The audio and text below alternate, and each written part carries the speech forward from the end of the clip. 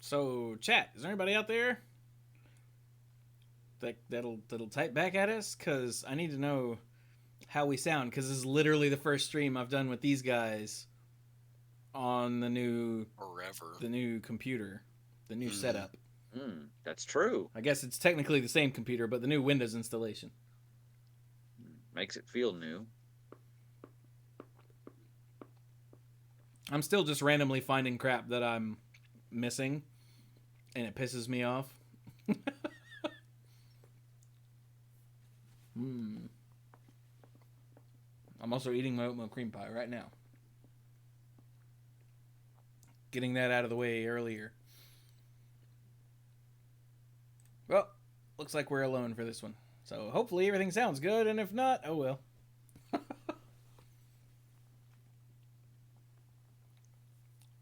message to everybody? Do what? Did you send a message out to everybody? Oh, yeah. Okay. Always. I think we're alone now. So, Brian was just talking about how... Also, hi, everybody. We're just chatting this week. Yeah. It's Chewie, Mike, and Brian, and Dirk. You know who we are. And if you don't, yes, you'll figure it out. Or you won't. Whatever. But Brian was just talking about how when he's in lawyer mode and then he gets home, he is so far out of lawyer mode that, like, he can't even talk right. Yep. And this is actually something that came up while I was helping Scott. Because he asked how you guys were doing. And I was like, all right, I guess. Brian's got like a trial, like a jury trial or something coming up next week. And Scott got a look on his face. And I said, what? He said, I can't see it. And I said, you know what? I've known Brian for a lot of years. I can't either. Because of the, you know, hey, what's the guy whose name is a letter in Star Wars? And then what I say. Like, because that's one of the things Brian says the most is what I say. And for those of you that are listening, that's Q. Yeah, he meant to say Star Trek. I'm that nerd. Yeah, he meant to say Star Trek. Star Trek nerd. But yeah, that little example right there is just why I can't picture Brian talking to a jury. And I've known Brian, like, forever. Yeah. And I'm sure if I did see it, it would click perfectly and make sense. But without seeing it from my own eyes, I just can't. And that's not like a dig at Brian or anything. It's just my brain just won't. And the worst part is you will never get to see it because if you ever were called to jury duty, I'm pretty sure knowing one of the lawyers probably would get you excused. Yeah. Awesome. Like I went to college with him. Like, nope, you're gone. What's up, B? He's my boy. Yeah. Oh, I gotta go? Yeah. All right, then. Oh, darn. I guess I'll go about my day like normal. And that means I'm good for like 2 years, right? Yeah.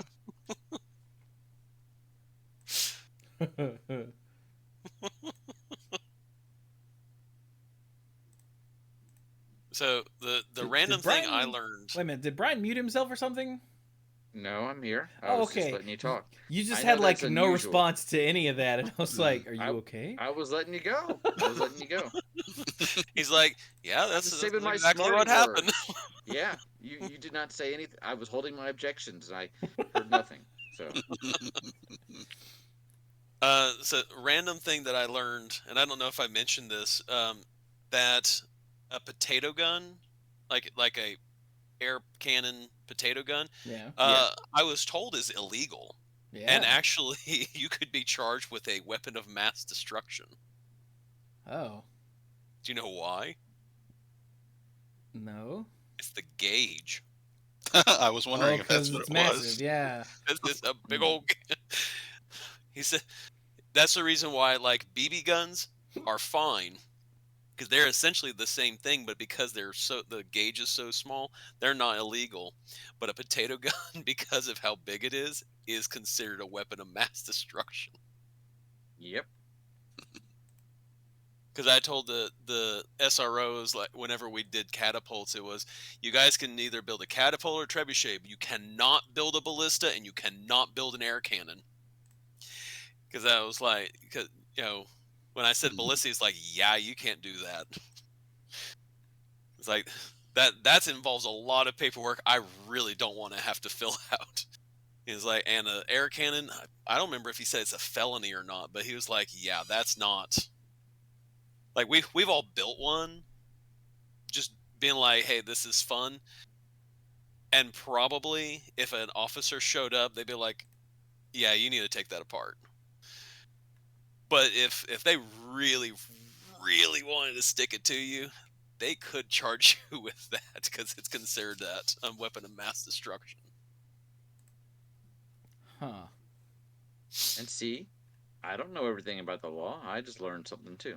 I had to look into firearm possession a while ago for a client of mine who wanted to be able to protect themselves, but for reasons I won't go into, he is not able to legally possess particular firearms. But there are some things that are considered firearms, and there's some things that are not. For example, like a musket gun, like a single shot reloading sort of thing, is not subject to the same restrictions as something like a modern pistol. Huh. So if he had a flintlock handgun, he'd be cool. Yes and no. In law school, the professors will teach you day one, hour one, sometimes minute one. The best response to every question in the law, every single one, is it depends. Straight up. So don't be coming here for absolutes, which really bothered some people because they start putting you through um, some of the like exercises, and there are some people that are like absolutely bright line rule or nothing, and it does not always work that way. In fact, a lot of times it doesn't. I'm sure when I was younger that would have bothered me a whole lot. I would have just, it's like there has to be something where it's just solved. But now that I'm older, I could get into that. It depends, and trying to figure out what it is exactly that it depends on. It I mean, seems like that's the answer in physics a lot too. Well, it's that's the reason why you have to have new laws, and that the laws are living things where they are changed, modified, have to be adapted, and everything. You Mhm. can't just say, here's this law, all right, everything is dictated around it, because that's not always the case. Correct. If That's There's only also a we why you could. have a. Go ahead. I was gonna say, if only we could teach uh, the people who want to point at the Constitution and be like, "See, end all, be all." Never mind all of those things that are on those. What are they called? Amendments. hmm. I wonder how many Eh, people don't realize that the word amendment has a meaning other than things in the Constitution. a really Yeah. depressingly large amount, probably. That don't know that. I, No. yeah, Uh, I that's mean, the cynical they part of teach it. it at school. I know they do for a fact. But that doesn't mean that they were awake that day. yeah, and the word amend doesn't get used anymore for anything ever. Hmm.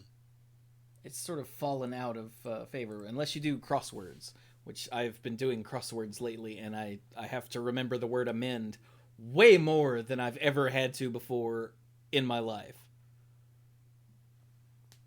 Also, the words ere, E-R-E, and eke, E-K-E.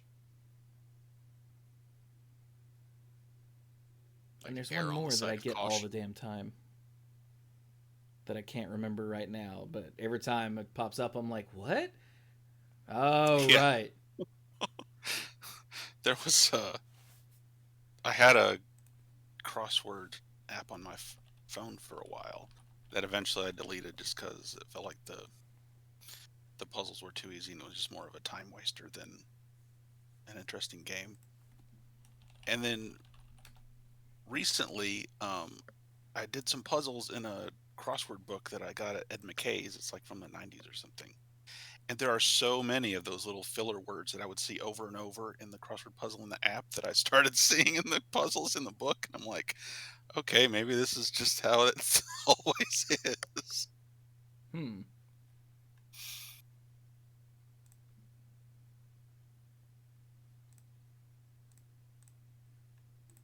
Apparently there are people in the chat now, and at least Mike and I sound good. Oh, word. That was Well, this will be me talking, There so we go. we'll see what they say about me. Yeah. Oh, to Fuji asking about Wordle and the other variants. Yeah, and I told him he can go to hell. Ashley started playing the math one because some of her friends from grad school got into it, and they showed her a trick where you can get the answer in 3 tries almost every time. From I can't remember what the expressions are, but use one expression for the first guess, and it uses up a bunch of the different letters and operators and gives you a bunch of information. And there's another expression that you use for the next guess. And basically the only number or operation you end up not using is like the number 6. So from those 2 guesses, you get so much information that it just takes some thinking to figure out what the answer is on the 3rd try. Almost every time. Math nerd's gonna math nerd. Mm-hmm. Greek to me, sigmas and whatnot. You guys remember my physics hat? Yeah. Well, Yeah. I had for those of you that aren't the 3 dorks here, I had a hat where I had stitched on the front sigma F equals MA. And so many people that I thought were of vague intelligence said to me, I didn't know you were in a fraternity. And I would just look at and also that was on the front. There was a baseball cap. That was on the front. On the back, and I always wore my hats backwards back then because, it was the early 2000s. I had psi and psi star, which is a quantum mechanics thing. That's the wave function. And yeah, between those 2 things, people that weren't in physics that I thought were vaguely intelligent, I didn't know you were in a fraternity. Yeah, because psi star is or sigma F equals MA is totally the frat I'm in. yeah. I'd love to know which fraternity uses equals Right? in their symbology. Only the most exclusive. Yeah. If I started one, I would definitely use equals. I might even use some other signs too, just to mess with people. For those that don't know, by the way, sigma F equals MA is the sum of all forces equals mass times acceleration, which is Newton's second law. Second, thank you. I was like, I don't remember these things because they don't matter. Like, as far as what law is what. Yeah, I've been teaching it for yeah, however many years, so. Not the second law of thermodynamics, which No, oh my god. Which flat earthers will tell you is one of the reasons why the Earth is flat, and they just want to, but they don't know anything about anything ever. So yeah. What, entropy is their reasoning? One of them, yeah. Oh. A bunch of them also think that gravity is fake, and it's just buoyancy that is why things fall. Buoyancy? Yeah, because it's denser than the air below it, so it falls until it hits the ground. See, look, this helium balloon is more buoyant, so it goes up. I'm like, because they don't understand anything. Clues. I did this. I went over some of this with clues. Well, I can't remember if it was on that just chatting stream we did. I think it was. But Clues has a hard and fast rule of don't talk to flat earthers. And Yeah, it's not going to be productive. yeah, it's a good rule. I mean, I've seen pictures from space. Is the argument that those are fake? oh, of course they are. Mm.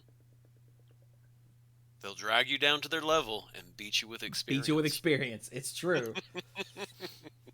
The let's see, all of the space station stuff is faked or green screened. Moon landings never happened. Oh yeah, that was all Kubrick. All those people in the past who talked about stars and, supernova events and all of that, meteorites, all Yeah. made up. Weirdly enough, they never talk about any ancient astronomers. They'll talk about like ancient people who they think thought the world was flat, even though most of those ancient people didn't. Yeah. But they'll talk about those cultures as if they were the end all be all brilliance, and anything after that is just made up nonsense. But then you bring up the old astronomers from before there was a NASA, or Big Globe as they call it, and they change the subject.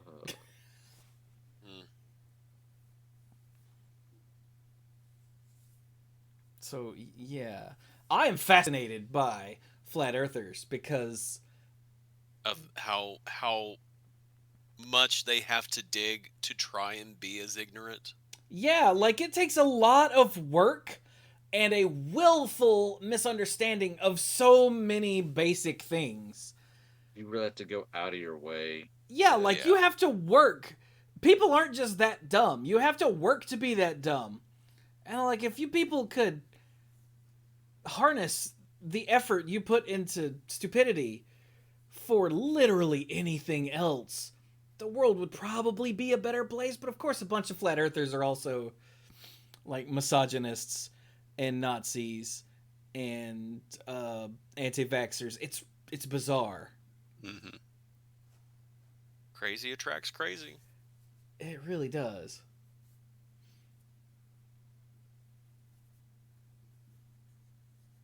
So yeah, I don't know how I got into flat earthers. It just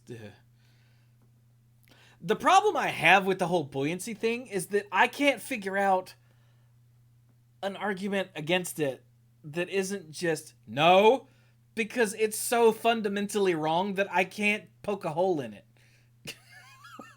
So their argument is like helium rises. That's a density thing. Which density Yeah, and and buoyancy. it's dependent on the force that they're denying, gravity. So it's because they fundamentally don't understand how buoyancy works. So Right. you can't re-explain it to them. They fundamentally don't understand how buoyancy works, and they're against the fundamental force that is the reason why it works. Gotcha.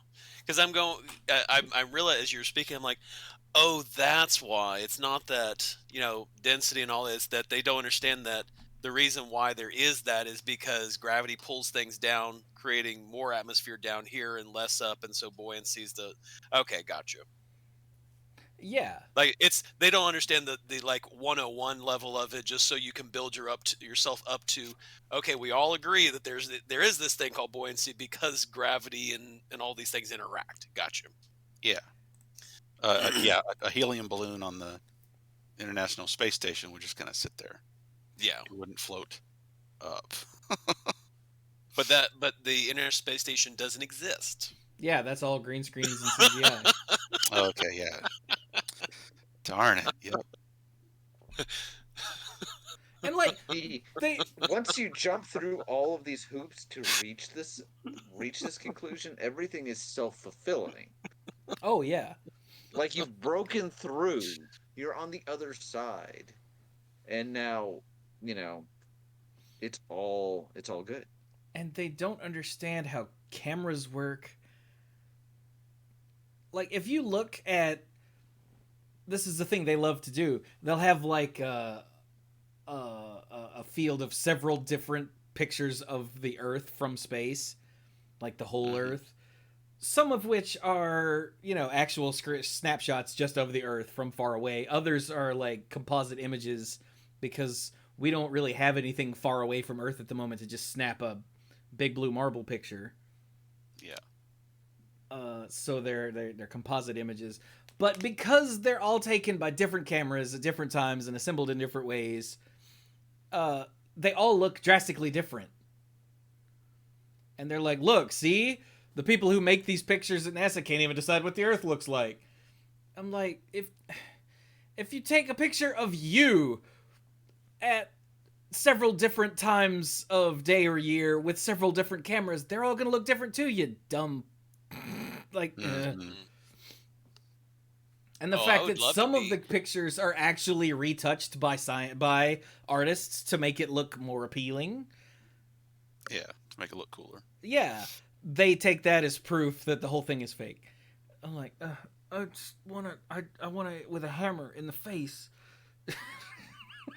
Just have a picture and move it really quick, so that way it'd be like, see, you're just a big smear on Yeah. society. There you go. That's what you look like. But like, they think that NASA is this big, like, Illuminati, in control of all the information company. But then they also think they can find all of these errors that they make. I'm like, if this company was as powerful as you say they are, these errors wouldn't exist for you to try to debunk, you idiot. Mm-hmm. Hmm. Like, camera glitches and whatnot on the ISS are relatively frequent, presumably because of the distance between here and there and the way that the image is being sent back to Earth. And they're like, look, see right there, the green screen failed. I'm like, why would they have released that to the public if there was an error that would show that everything is a lie, you giant idiot? Yeah, they'd have one of their Photoshop artists touch it up first. Yeah, or they would just cut it 3 seconds earlier. Like, this is not... Mhm. I just want to shake them. One of these days, when I get the deep end up and running, that's going to be a video that I make. Is not just shaking flat earthers, although if I can find any, I will. I'm going to try to take like some of the dumbest stuff that they repeat all the time, and because I'm sure other people that aren't me are going to find these arguments fascinating.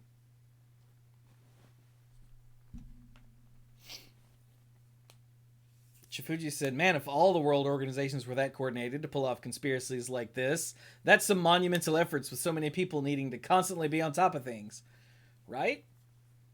It's like when they talk about people faking the moon landing. Do you know how many people were involved in that? And if that was such a big secret, wouldn't you think that there'd be a whole lot of people who'd be like, yeah, this is how they did it. It's totally, that, but no one did. None of the astronauts have ever been like, yeah, we totally faked that. Yeah, and anyone who has said that didn't work for them. Yeah. Or wasn't part of the project in any way, shape, or form. Yeah. One that I have discovered that they like to say is that, okay, so if a plane is flying at this altitude, then it must always be tipping its nose downward because the world, is curving underneath it, so it has to keep pressing down, right? Not understanding how elevation or gravity or anything works. But then I look at their flat Earth map and I say, wait, if they're going to go from here to there in a straight line, they'd have to constantly be turning left. Because the Earth, in theirs, the North Poles is in the middle, and Antarctica is a wall of ice around the world. So if you're going from here to there, like South America to Australia, you're going to be flying that. You'd have to constantly be turning left in order to not fly over Antarctica. But they don't think of that. No, they don't think of a lot of things. It's true, yeah. They also think that the Antarctic Treaty means that there's like armed military down there to make sure no one goes past the whatevereth parallel. Like, what? No. That just meant no one can have Antarctica, you idiot. Right. Mm. No one gets to plant a flag and claim it as their own. Just drives me up the wall. Because why would you do that anyway? You know, because the ice machine back home is on the fritz, so...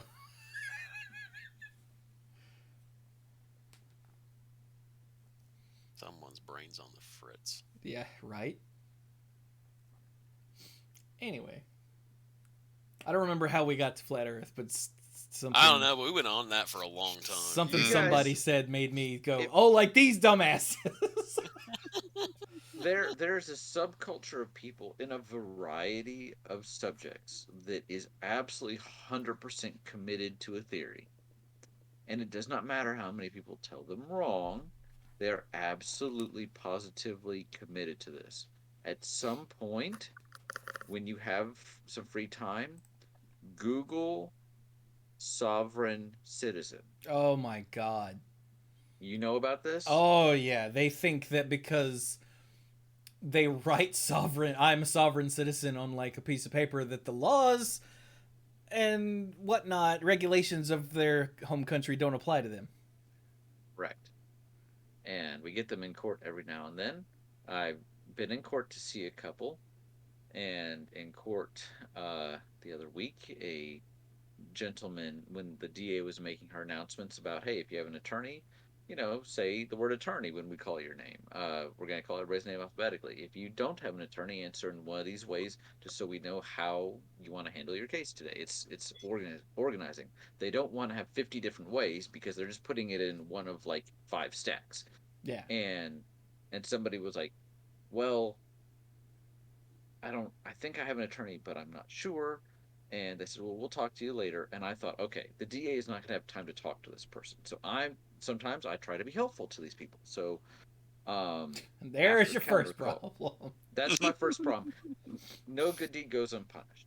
And during the docket call, they got to his name, and they said his name out loud, and he gave an answer that was not an attorney, and the person reading the docket said, "Sir, you have an attorney. This is your attorney's name. You have to wait for him." Because this happens all the time. People are like continuance at the beginning of the docket. They're like, "Please, we know if you have an attorney. It says on here if you have an attorney. We can't talk to you without your attorney being here. If you give us any answer other than attorney, we have to correct you, because we're not supposed to talk to you without your attorney." And people all the time answer continuance because they just want to leave. Yeah. And so they get to his name. He answers some other way. I can't remember how. And they said, "You have an attorney," and they gave the attorney's name. And he says, "That's impossible." Not just he says, "That's impossible." And I thought, okay, this is a misguided person. So after the counter call came over, I said, "Hey, what's your name?" And he's like, "Well, my Christian given name is such and such, but my citizen name is da." And I'm like, "Oh no, abort, abort, abort." But I'm there, and I'm like, okay, so I'm looking him up on the docket on my phone. I'm like, all right. Meanwhile, the DA comes over, and they're like, "Hey, yeah, his attorney is," and I'm seeing on the docket, "Yeah, his attorney is so and so," and he's like, "That's impossible. I looked this person up on this website, and they are not listed. And this website is supposedly a list of every attorney." And I'm like, "That website doesn't dictate who's an attorney, and furthermore, this is a public defender that I've known for like 8 years, so her not being an attorney is news to me." But he like absolute, like I could not talk him out of that. And at several points he's like, "I'm not here to argue," and I'm like, "Neither am I." And I'm like, I just want to get out of here. I just want to get out of here. But and he's wanting to explain all this to me, and apparently he's saying he's a member of the military, and thus he is entitled to a court-appointed attorney. I'm like, a public defender is a court-appointed attorney. And he's like, "You're not listening to me," and I'm like, I am not getting anywhere with this. I am not getting anywhere with this. And so I managed to extradite myself after I convinced, well, I thought I convinced. I had told him numerous times he needed to speak to this attorney. If he wants to remove this person from his case, he has the right to do so. But that needs to be conveyed through the judge. He needs to speak to this attorney first. I get on the phone and I call this attorney. And I'm like, "Are you coming?" And they are like, "Don't judge me. I am still on the way." And I'm like, "So you have this person." And they are like, "Oh, yeah, I know all about this person." He said that he had been to their office like 10 times and they had refused to see him. This attorney is like, "That is absolutely not the case. They've accused me of numerous felonies, including identity theft." And I'm like, "All right, so you've got this in hand." I was back in the courtroom and they opened up court and they did the very sovereign citizen thing, which is refusing to stand because they don't want to acknowledge when they're like, "All rise." Now, presiding, blah, blah, blah. The sovereign citizens that I have dealt with don't want to acknowledge that. So that usually doesn't go over very well. But this judge is a very, very even tempered judge and was not going to make a mountain out of a molehill. He's like, "Whatever. We'll get to them when this attorney comes in." And I happened to be in the courtroom on other business, waiting for them to call my case, and they called this one up. And I'm sitting in the jury box with my client, who, by the way, my client is in jail, and they are handcuffed to the seat beside me, and we've been talking about the case. And even though we are invested in what's happening, I'm like, "You should watch this." And he's like, "Why?" And I'm like, "Because this is gonna get weird." And the whole time he's looking at me, and he's there, he's in handcuffs, and he's just like, he's like, "No." And I'm like, "Yeah, because this is playing out." And my client, who is in handcuffs, is like, "Is this person crazy?" And I'm like, that would be an insult. I think that what this person is doing is very deliberate. I think that is an insult to people that are of limited capacity. But he's just like shaking his head. You know you're in trouble when the guy that's getting ready to be fitted for a jumpsuit is like, "Yeah, I'm glad I'm not you."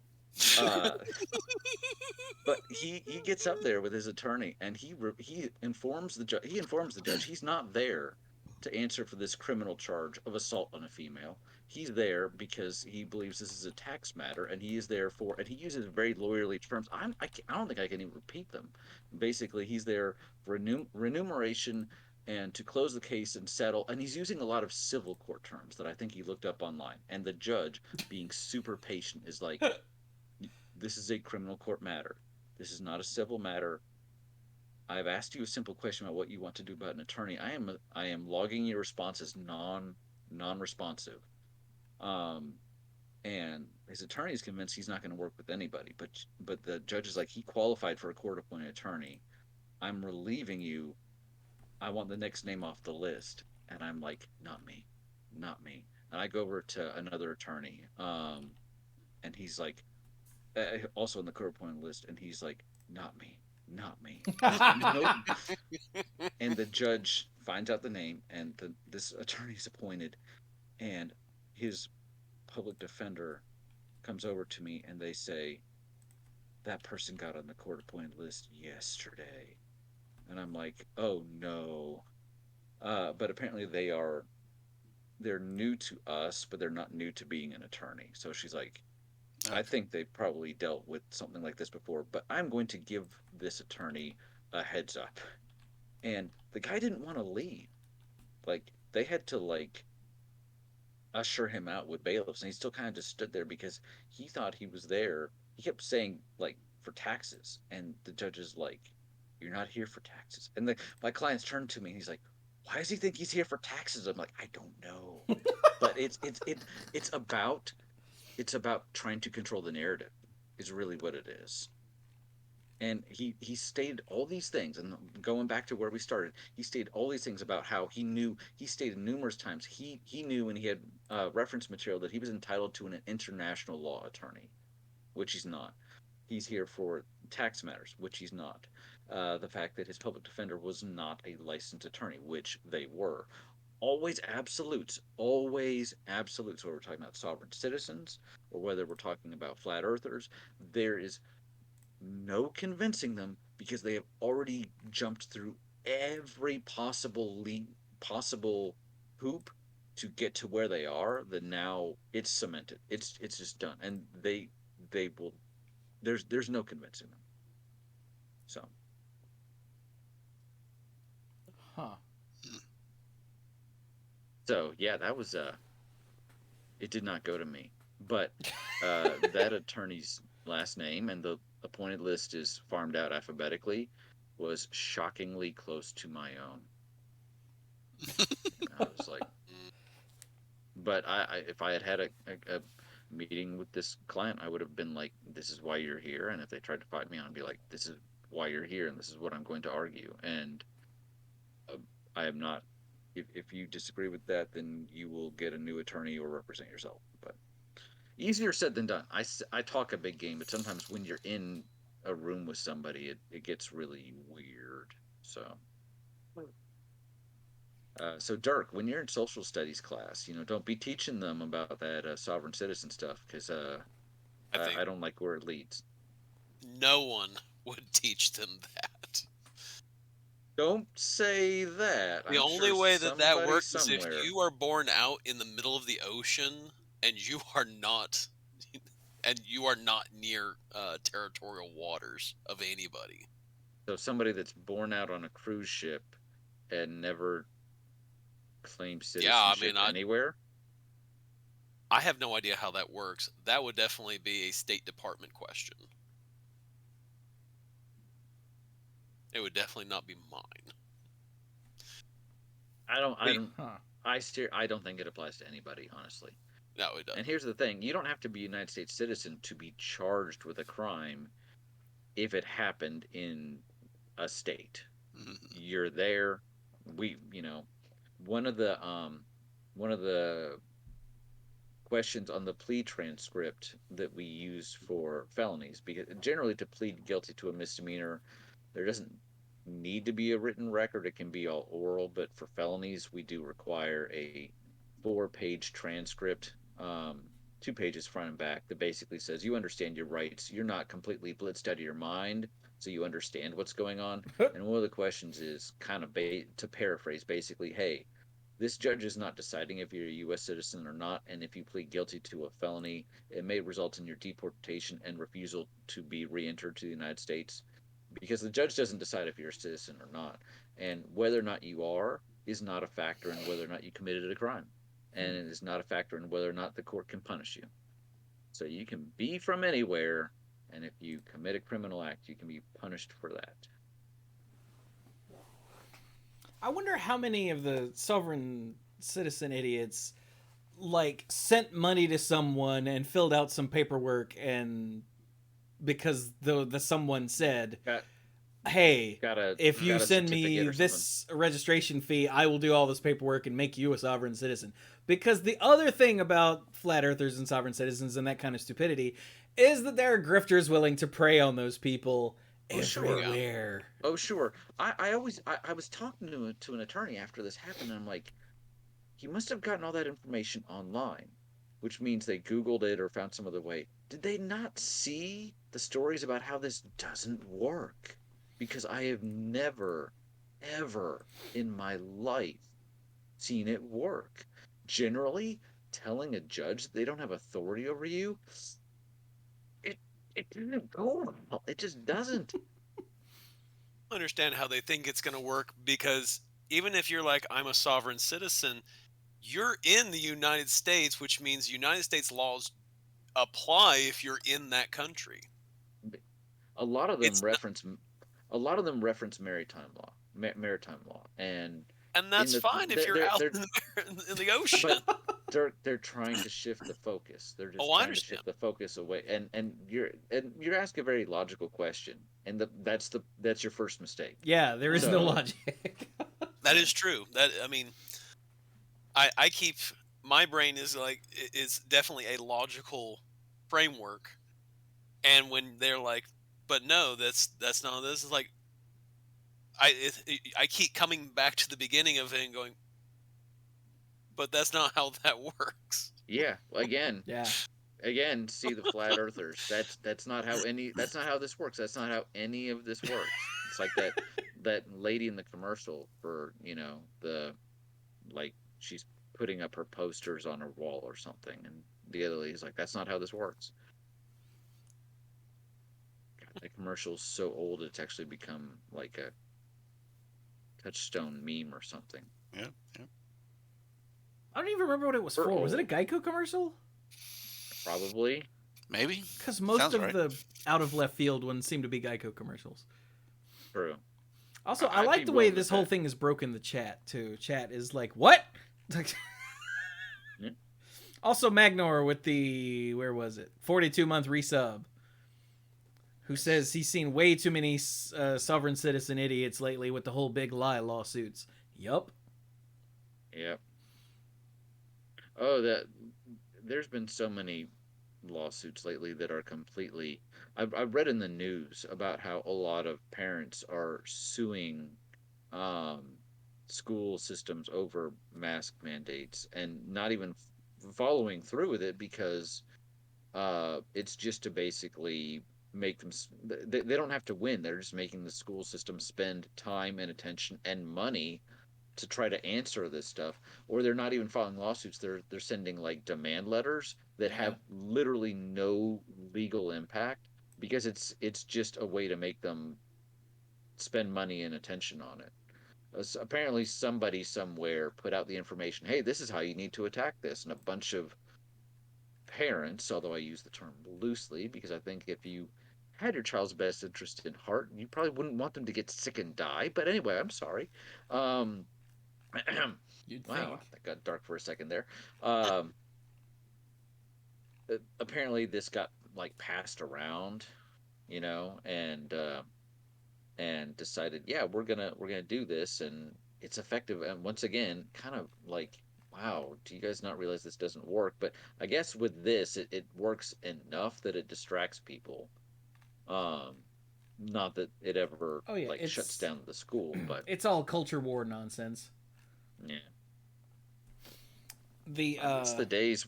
I miss the days where we could have like intelligent discussions about how people have varying opinions on stuff without making the other side like the mortal enemy. Just, if yeah. you're not with me, then you're the spawn of Satan. But like Go ahead. that's part of the problem in the U.S. anyway, and apparently the U.K., but hopefully to a lesser extent. Like one half of the political system in this country has taken upon itself to be literally just whatever they said, nuh-uh, and they don't have a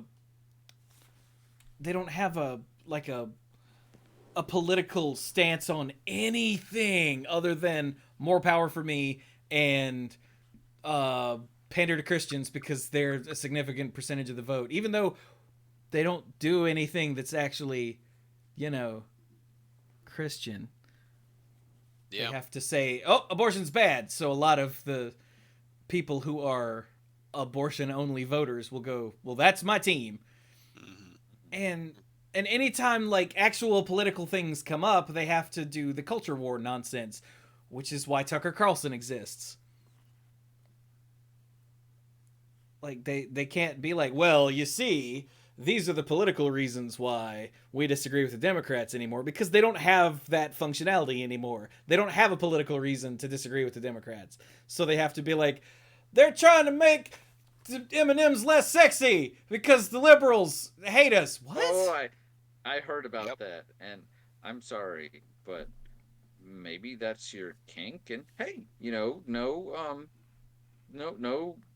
shame, maybe a little bit of shame, but you know what? Everybody's got a thing. Some people have feet, uh, but Lots of people have feet, it uh, turns out. I have two right here. some people have a thing for feet. You know what I'm Oh, going on yeah. about. Come on, this is a PG-13 show. Um, Is it? but Giggity giggity.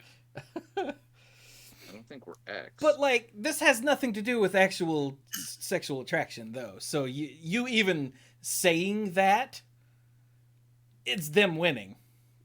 And that's where I was going with that, and we got off on a tangent about Having feet, feet. but yeah, but it's if that's your jam, so whatever. But it's not about that. It's about getting angry about stuff because that's what so much of this is about is Yeah. got to show that we can make people angry about things. It's about controlling the narrative. Yep. Like the whole critical race theory thing. Ugh. Like all of these teacher or parents of kids that are in like elementary school up to high school, there's no such thing as critical race theory in those schools. No. But they yelled critical race theory at anything that dealt with race in any way loud enough and long enough to rile up all of the idiot parents of on their side. They were on their side already, to where now they're banning books like the frickin' Nazis I mean, over yeah, things that they claim are critical race theory, which are really just history. yeah, yeah. Like Like critical oh, race that theory uses is a thing that's taught in like law schools yeah, about how It's there are not. It's inherent biases in the system towards white people. But white people yeah. don't want to hear that, and you'll notice the vast majority of these parents are white people. It's just, and it makes me want to with in the face with a hammer. well, and it's not about. This is it's just a way of it's just a lens of coming Mm, at it, and yeah. it can be more than just law. It could be, you know, anything. But it's not a set in stone. Here are the parameters of teaching. It's just a lens so that you can look. And the one that was pointed out was this is when people are saying it's anti-American. It's not. It's actually much more American because it allows more people to be included in American society But by it looking at what it's are the problems and addressing those. it's not anti-American. It is anti how some people view America should be perfect. Right. It offends it. In I've their I've thought a lot mind. about this, Yeah. and I think it's that it offends some people's sensibility as far as they don't want to think of the possibility that America could be inherently flawed. Every society is inherently flawed in some way or another. The fact that we are America does not mean that we are immune to bias. And saying something critical of your country isn't supposed to be anti patriotic. Pretty sure we were a country founded by rebels.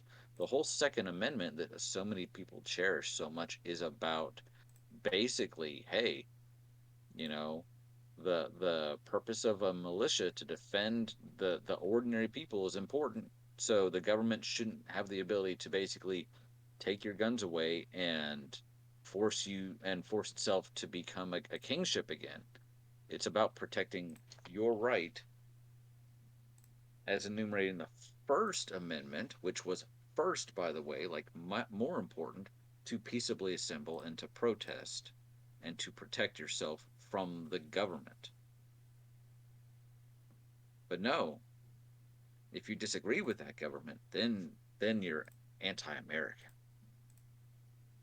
I mean, yeah, obviously. because apparently when you decide you're an American, that means putting on the blinders and just being like everything America does is perfect, even though it's never really been perfect.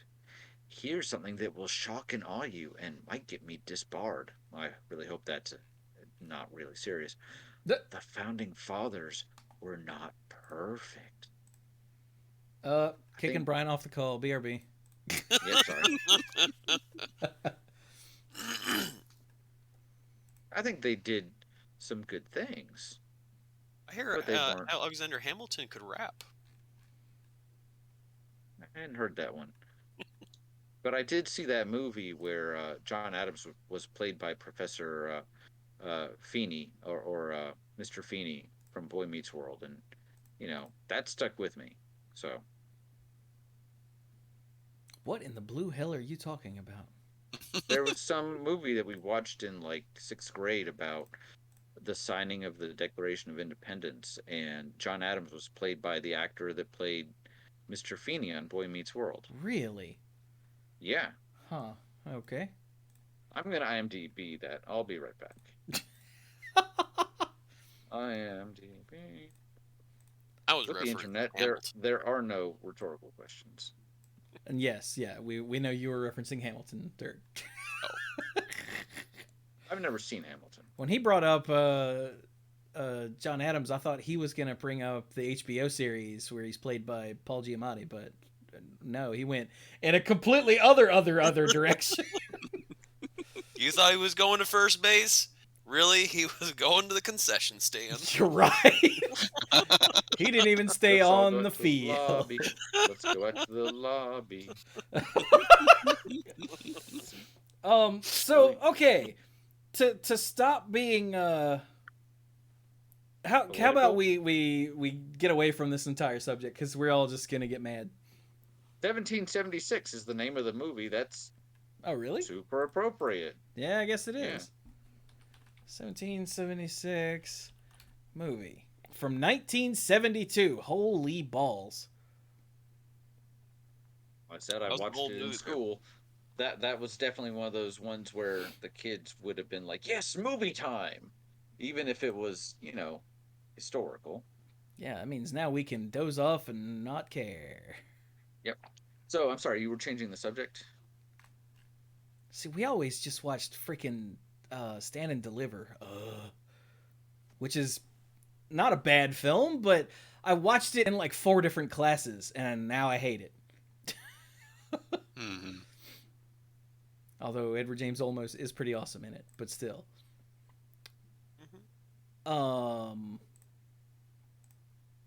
Yeah. So yeah, is it okay if we leave this area of conversation like forever? Good. Sure. Okay, not forever, because I'm sure we'll bring it up again in the future, because that's what we do, because it's what's going on right now. But so last weekend, guess what I did. Mike knows because he was there for a small part of it. Oh, right, that's right. You I moved. was about to be like, You if you told me, I have already forgotten. But I was there for part of it. Yeah. you lifted heavy boxes. Yeah, I helped Scott. So it was a few months ago on a Thursday, I helped Scott move out of his house because there was asbestos in the ceiling, and that's bad. In case you didn't know that's bad. And they also got some work done while, they had people in the house destroying it. Why not destroy some pieces on purpose? And so, yeah, I helped Scott get all of the heavy stuff into a truck and over to a storage unit, or out into a pod, or into the sunroom, which is a completely separate area that can be locked, separate from the rest of the house, just to keep everything safe, And we did that on a Thursday. I remember this because Scott was gonna cook, and I lived with Scott for years. I know how Scott's cooking is. He's like, oh yeah, it'll be ready in like 15-20 minutes, and I was like, no, it won't. So, and I still, because it's us, I still didn't even know if we were doing a show that night. But I think most of us had said probably. And so I left, and I sent a message to all the dorks saying, I just turned down Scott food. So any of you that don't show up tonight, your lives are forfeit. And Sounds about right. everyone showed up that night, thank goodness. So obviously, because they're all still here. Like, you don't understand how much I miss Scott cooking. Scott is a hell of a cook. But anyway. But that took like most of the day and a chunk of the night. But obviously I got back home in time to do the show. So he was like, hey, on Saturday, can you come help me get the stuff out of the storage unit and back into the house? And I was like, sure. He's like, we'll rent a truck from a different place so we don't have that sharp deadline, because that was part of the stress, was between getting the truck back and me having to leave. There was a very strict deadline, which made things way more stressful. Mm-hmm. And I was like, okay, cool. So I get there at noon, because that's when he said to be there. And we unloaded stuff from cars and whatnot. And, got some stuff moved around and helped out with, they were hanging some light fixtures. And then Scott and I went to a couple places looking for light bulbs for the light fixtures, because when she got all the lights into... Well, no, she got one of the lights into the new light fixture and turned it on, and it was blinding. She was like, these are too bright. We need more. We need less bright ones. And Scott was like, all right, we'll go get some. So we went to get some. And then we went to get the truck. It was a little before 2, I think, when we went to get the truck. And we didn't see any trucks. And we were concerned. And then we walk in, and Scott goes, yeah, I got a truck reservation. And the guy goes, actually. And we both went, oh. Well, actually. And it turns out they didn't have a truck, which is why we didn't see any trucks. And they had tried to contact Scott, but Scott doesn't answer the phone when the number he knows calls him. So he's not going to answer the phone when a number he doesn't know calls him. And so the dude was trying to find a truck, and nobody had a truck. So Scott was like, all right, we'll just cancel that, and, don't charge us, and it happens. Don't worry about it. And so we walked out, and Scott starts calling U-Haul. Now, this was on the last weekend of the month, which is apparently a bad time to need a truck. Because U-Haul was like, no, we don't have trucks. It's like, let me try. And Scott's like, 15-foot truck? And they're like, no. Let me look around. No. No, we don't have any anywhere. Scott went, how about a different size truck? They're like, would a 10-foot work? He goes, sure. And they're like, nope, don't have those either. And Scott, I could see Scott say in his head, well, then why in the hell did you ask? And he goes, is there one anywhere? And they start looking, and they're like, no.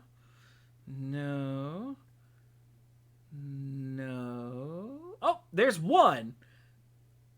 And Scott went, where? Like, on Battleground. And we both went, all right.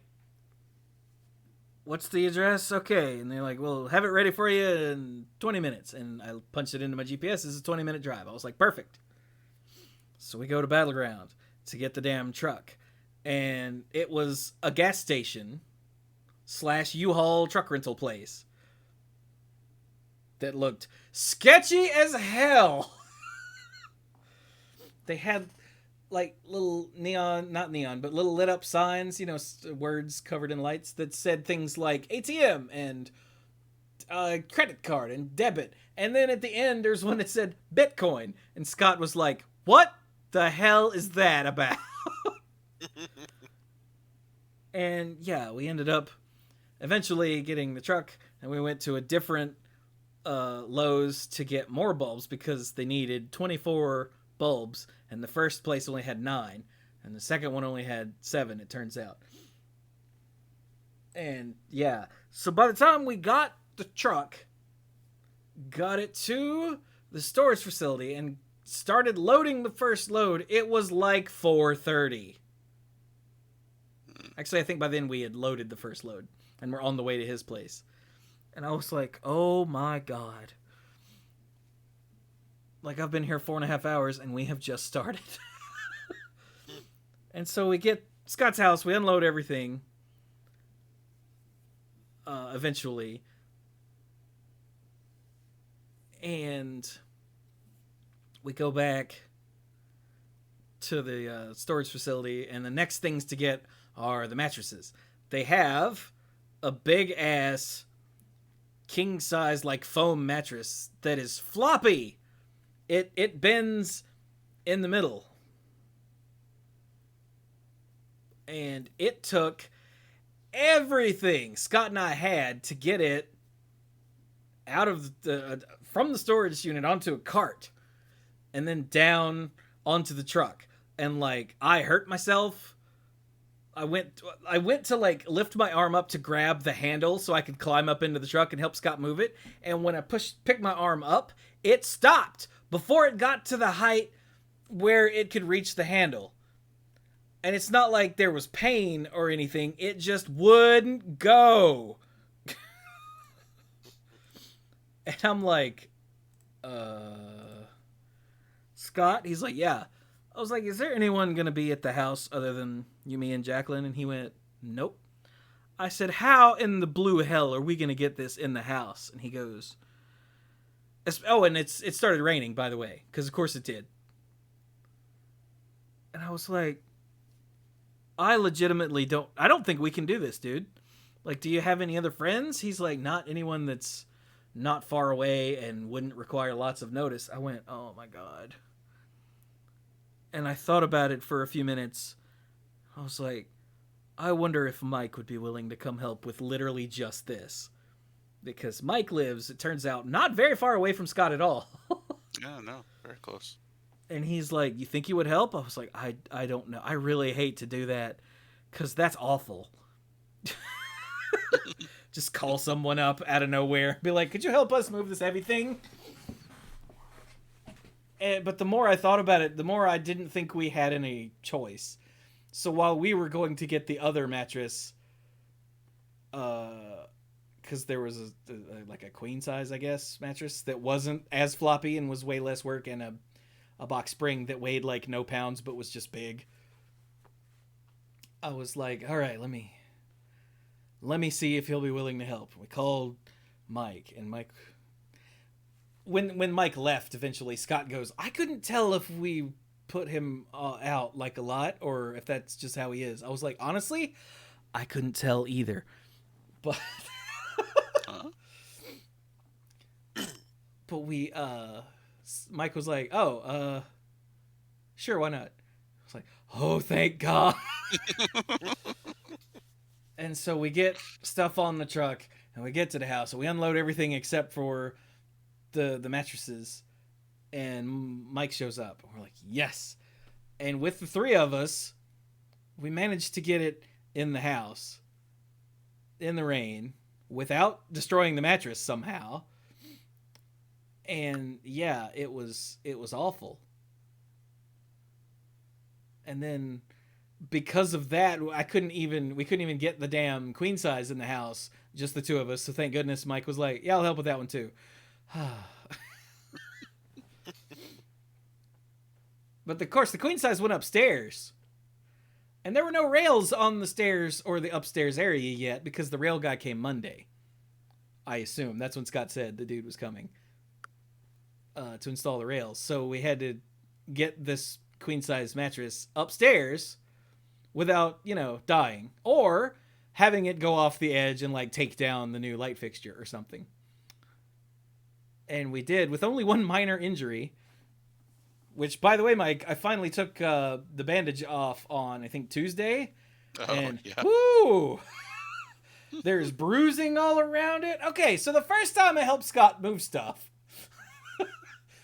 an overhang we were moving like a dresser, and I was down low and lift, and Scott goes, oh, wait a minute. And so we put it down, and I stood straight up, and the overhang caught my shoulder and knocked a big chunk out of it, which was nice.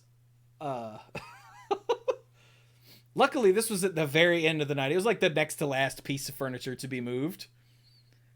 So it was, it wasn't a major thing, but we still had another truckload to go with the mattress, after the mattress. But like, the way we were getting it up, the stairs was, I was in the front, bent way down, and I would lift at the bottom, and Scott would shove, and it would move up 2 stairs, and then it would drop again, and I would go up a little bit and lift, and Scott would shove, and it would drop. And Mike was on the side holding his hand up like, if it goes this way, I'll try to catch it. No promises, because again, there was no railing there.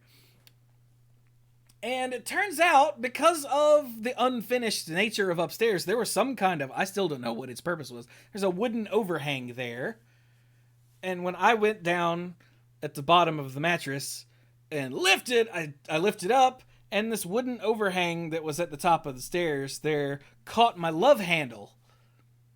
You know, my fat on the side, and I crumpled into a heap and went, oh! And Scott was like, what? I'm like, I don't know.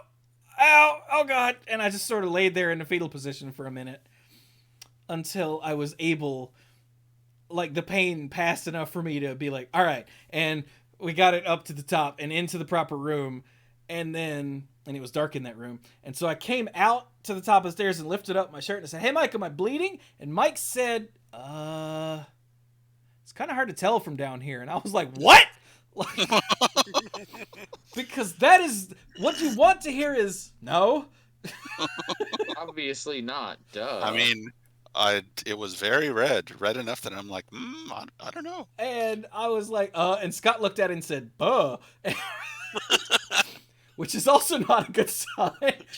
And he's like, there's a mirror in here. And I went to the room and lifted up the shirt and he flipped on the light. And I looked real carefully and touched it and I looked at my finger and I went, okay. It does not appear to be bleeding, but it was a hell of a scrape. Like there was some skin missing. It wasn't even his new place. It was his old place that I made a flesh and blood sacrifice to. Mm-hmm. And you had to make a sacrament. I guess it was and then Mike left. You know, we thanked him many times, and we went back to fill up the truck again with a chair and a small table and just an ass load of boxes. And then we brought the truck back and got all of that stuff in the house eventually. We started with all of the boxes instead of with the furniture, which I'm still not sure why we did that, but as I was taking boxes in, Scott was getting them out and putting them at the back of the truck. So we couldn't get the chair and the table. And I'm like, why are we doing this first? And he stopped and looked and he went, honestly, I don't know. And I said, well, now we sort of have to because they're all at the back of the trucks. Okay. So yeah, we mostly one at a time all these boxes into the house because... And most of them were going upstairs, which means they were going inside the door, right next to the door, because, no, I was done with Scott's stairs for the night. And yeah, we finished up at around... Well, I left Scott's place at around 10. So 10 hours after I got there. What I had to eat that day were 2 donuts, because I brought donuts. And my smoothie. Because between the second and third truck, Jacqueline was like, you guys want to, like, get something to eat? And I was like, no. Because if I stop, I'm not starting up again. And Scott was like, yeah, we're just going to try to get this done. Jacqueline went, okay. So she ate something, without us. Because she was taking care of the kid. Because, Archer's 1 now. What the hell? And adorable. Mike can attest to this. Yes. And, yeah, I swung by a Mickey D's on the way home and grabbed some just crap to eat and got home at 10:30 and ate my dinner and sat on the couch for a while. So now at this point, I don't remember, Mike, do you remember when it was you got there? When it was I got... No, I don't. Let's see. When did I call Mike? I called Mike. I remember that I was back in time to still be early enough for Ashley and I to watch Shang-Chi. But, no. I called Mike right at 7, it looks like. I didn't realize it was that late. And then you said you were going to be there in about half an hour, so I tried to time being there by then. But I think I missed it by a little bit. Not really. But, so yeah, it had now been like probably, okay, that was like 7:30. I probably hurt myself at like 8. So by now it had been 2.5 hours since the injury. And I was like, I really need to take a hot shower because everything's going to hurt. And I got up and I turned on the shower. I got in the shower and I was I was just standing there, just in the hot water, like you do. And I turned to the left. And I went, ah! Because it felt like someone stabbed me. Because the water from the shower hit directly on my scrape that I had basically forgotten about. Mm. I immediately remembered it.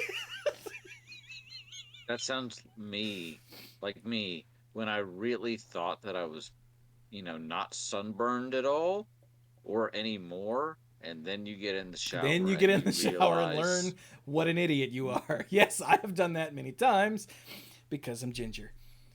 The last time actually was Scott's wedding. So Scott hurts me a lot, it turns out. It's all part of his dark purpose. Next time he asks for your help with this sort of thing, be like, no. Yeah, I've already told You him. I'm haven't like, the done- next 2 times I'm moving, I'm calling your ass, and you get no excuses. And he's like, oh, I know. He's banking on you not moving. I mean, You at know this that. point, I probably never will. Jesus, I'm going to die in this crappy apartment. But I anyway. was gonna make some sort of morbid joke about you might as well just get the coffin and use it as an end table, but Ooh, then that's you got not there bad before idea. me, so I didn't have to.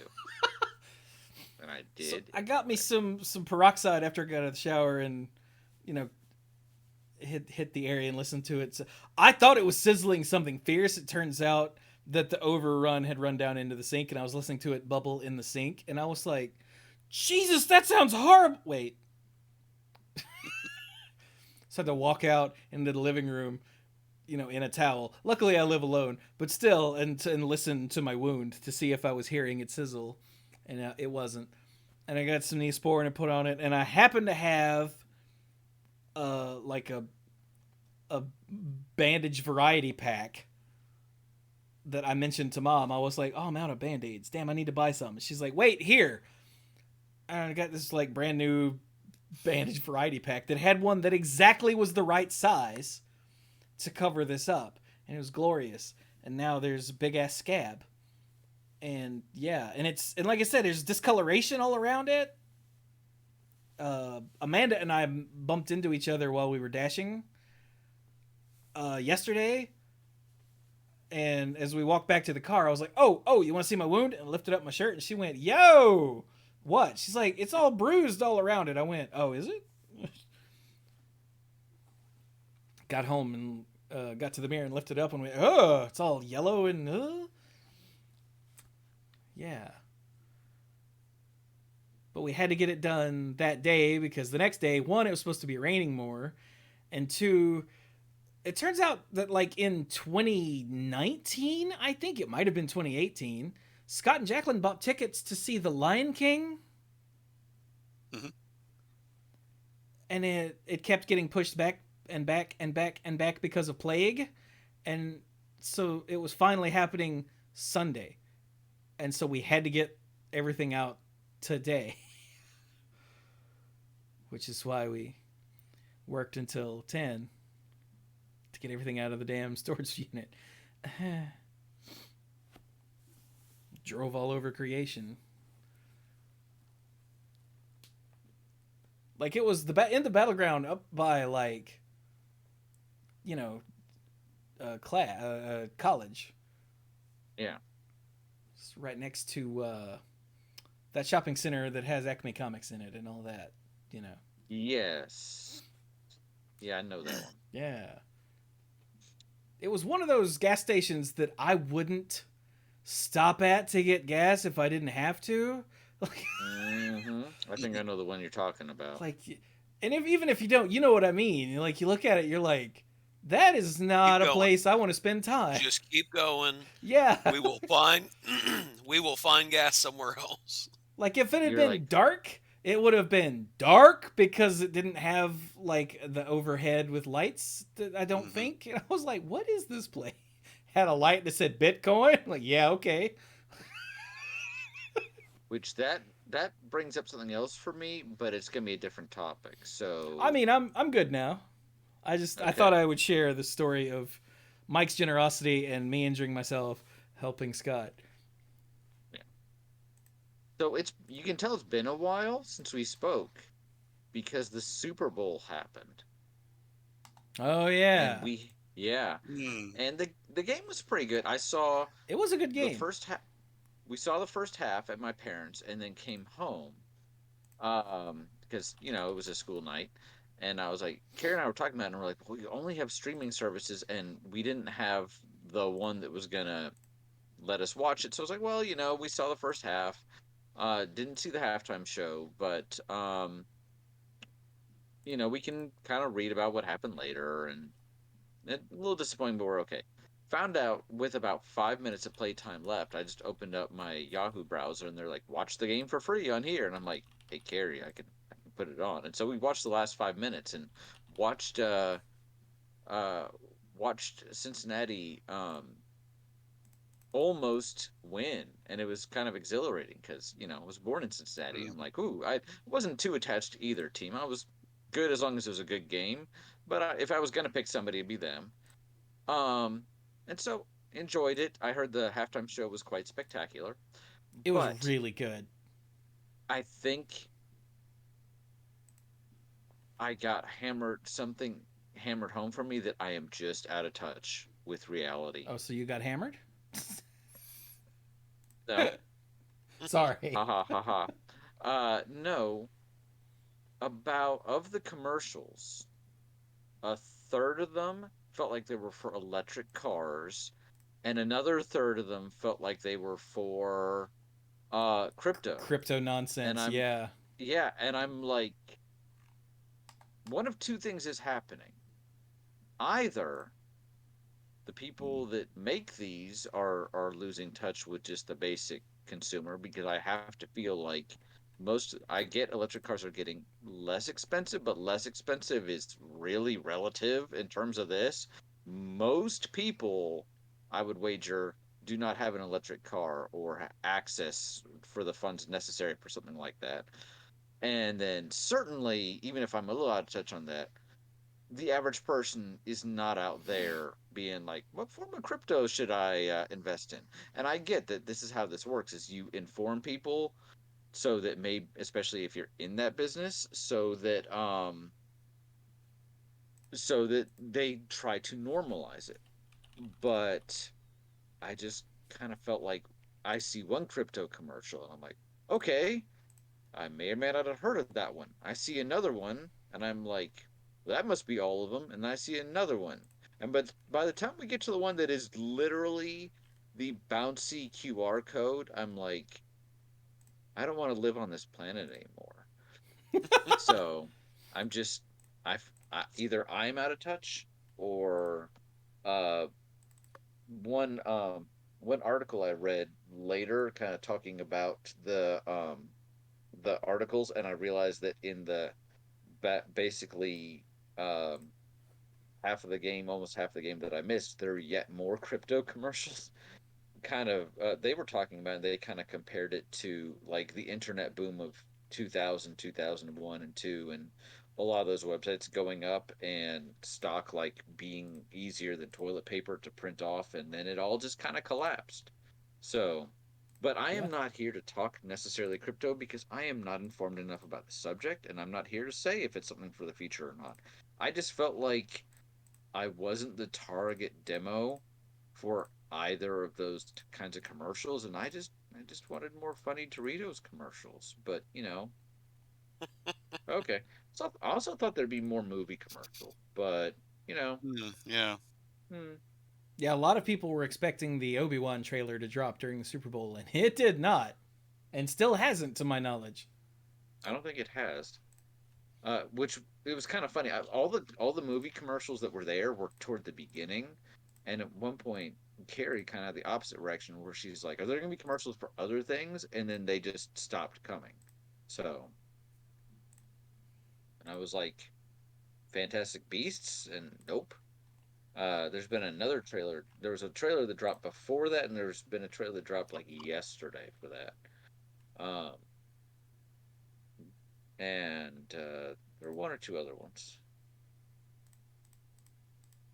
but not like the number that we usually see, which might be because movie industry is trying to get back on track. Yeah. So we saw Spider-Man, and I can't talk about it because first of all, it's still relatively new, and I'm not here to spoil it for anybody. And second of all, Mike hasn't seen it. Nor have The I. only thing I'm going to say Oh, Dirk, you haven't seen is it either? that Nope. Oh yeah, we Dirk, mentioned that. Never mind. jeez, wow. Okay, here's the only thing I'm going to say. I'm going to keep it super vague. I tried to stay spoiler free. I could not because the advertising was pervasive. And yet, there were still multiple times during the movie that I was like, oh my God, oh my God. Yeah. So, yeah, Yeah, that sounds accurate. yes. I We had not seen a movie in a theater in 2 years. The last movie we saw in a theater was Onward, the Disney Pixar film, and we saw it about 2 or 3 weeks before everything shut down. And we had debated whether or not to go to this one, and we had some credits from Regal that were expiring, and we picked it was last Wednesday, not yesterday, but it was last Wednesday, and we picked the 3:50 showing, and we got to pick our seats, and we there were only like two or three other people in the theater, and we picked somewhere that a little further down, and because it's the recliner seats, it's not a big deal. It wasn't like first row, um, but we went in to be absolutely safe because it kind of I realize people are opening up and all that good stuff, but we were not going to throw away everything that we had tried to work so hard for to just be like, we feel like watching a movie now, and we were able to do it. I think fairly comfortably, and it's been a week and we're all still okay. Yeah, I didn't see it for like 3 or 4 weeks or something like that because I kept trying to get a. Because mom and I were going to go see it, and neither of us have normal ass jobs. You know, mom's retired and I'm pointless. So we could go anytime. So I tried to get like the earliest showing like every day one week, and there were just too many seats already taken for me to be comfortable with it. I'm like, or for us to be comfortable with it. I'm like, Mm. so it took me like 3 weeks. I think it was 3 weeks. It might have been four. I guess I can't remember. And when I finally did get a viewing that didn't have many people, there were a total of, let's see, one, two, three, four, five over there. So there were like 6 or 7 other people in the theater total, and it was one of the big theaters, so I was okay with that. Mhm. But geez, it took I know, I forever. know, I know. After it came out, I did send a message to these guys about like, hey, anybody want to try and go see this? And the response was, can't right now. And things were kind of almost slowing down, and then cases went way back up, and I was like, yeah, that's probably for the best. Yeah. So, Ow. Hmm. So I have a question Mm-hmm. sure, Okay. for the three of you. 37. What the hell is wrong with you? No, we That's don't a have all separate night question. for us all to No, answer we that don't. question. Um, and this might be a bit late for this, but that's fine. Do for the three of you, do you like horror? Eh. When I It, was in high school, I would have said yes. When I was in college, I would have said probably. Now, no. I it depends. I can do it in small doses, and it also depends on the degree of it. Like the I used flavor to of watch horror? what's that? The flavor of horror? Yeah, basically. I remember when Supernatural, the TV show, was still new, I had Dirk and Chewie over to kind of show them this show that I was getting into, and I showed them the pilot. And afterward, Dirk was like, "I don't like scary shows," and I was kind of almost like, I guess it could be described that way. To me, it was more of a fantasy horror kind of thing. But so I don't know that. I think for me, it kind of almost depends on the setting. But after I saw The Ring, I couldn't sleep for a week. So So yeah, it depends. It's not something I generally seek out. Gotcha. Why do you ask? Because for a while now I've been trying to figure out what it is about horror movies or the horror genre, even though the horror genre is like saying the action genre. Like there's so many different kinds of horror movies that lumping them all together is almost pointless. But I've been fascinated by what makes people do and do not like horror. Like for the longest time I didn't, because in my brain horror was just slasher, which is a, small subgenre of horror. And even and I did it's not that I didn't like them because they were scary. I didn't like them because they were stupid. Like the vast majority of the Friday the 13th and Nightmare on Elm Streets are just kind of hacky nonsense. And there's probably at least one person who's like, "Hey, I know there are ones that are good." Like the first one, the first Friday the 13th, the first Nightmare on Elm Street, and the first Halloween especially are all classics for various reasons. But they all sort of went downhill from there. Yeah. And like you say, do you like horror? And especially because like the main character from one of those genres or one of those series is named Jason. So of course I hate that guy. Hmm. Well, yeah. Because I don't trust anyone named Jason. But like, I know I've told the story before that years ago. I can't remember if this was like a summer between college semesters or still in high school. I can't remember. I know I was driving at the time, so it was sometime after, I was 16. But like Scott and I were trying to find an actual scary horror movie. And we failed. This was like it was either like 99, 2000, 2001. It was in there somewhere.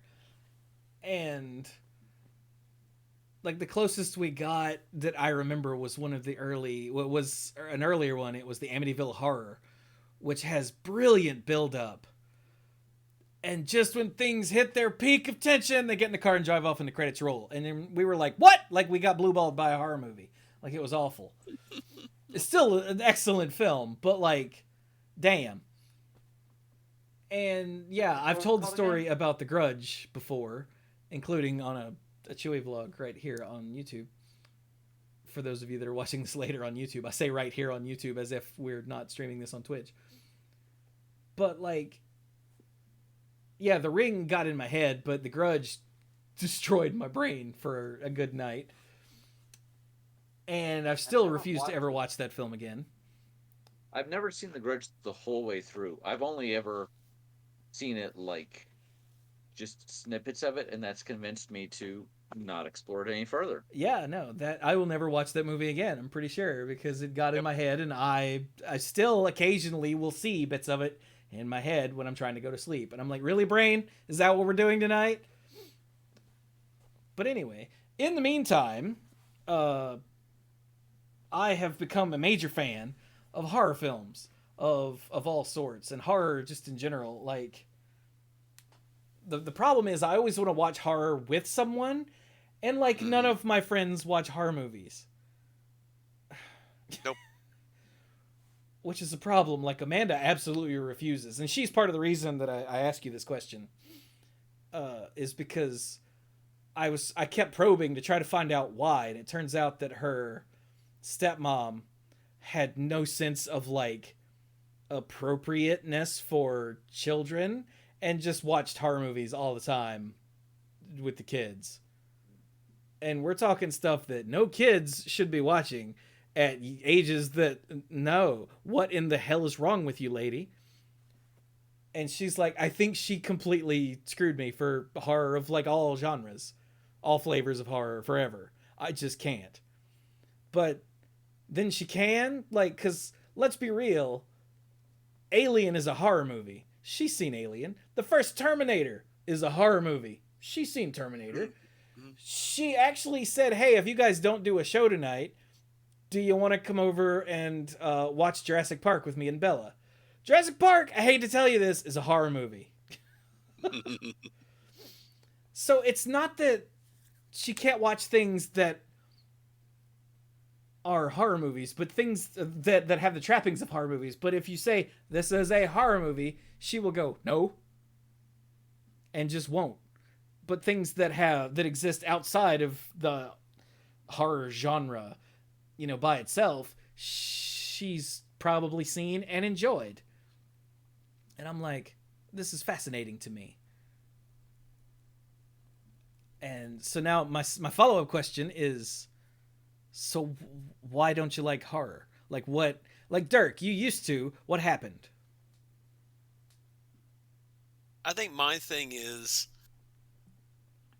that it is a genre thing. Like Jurassic Park, I'm fine with that. Alien, Terminator, it's fine. I think it's new horror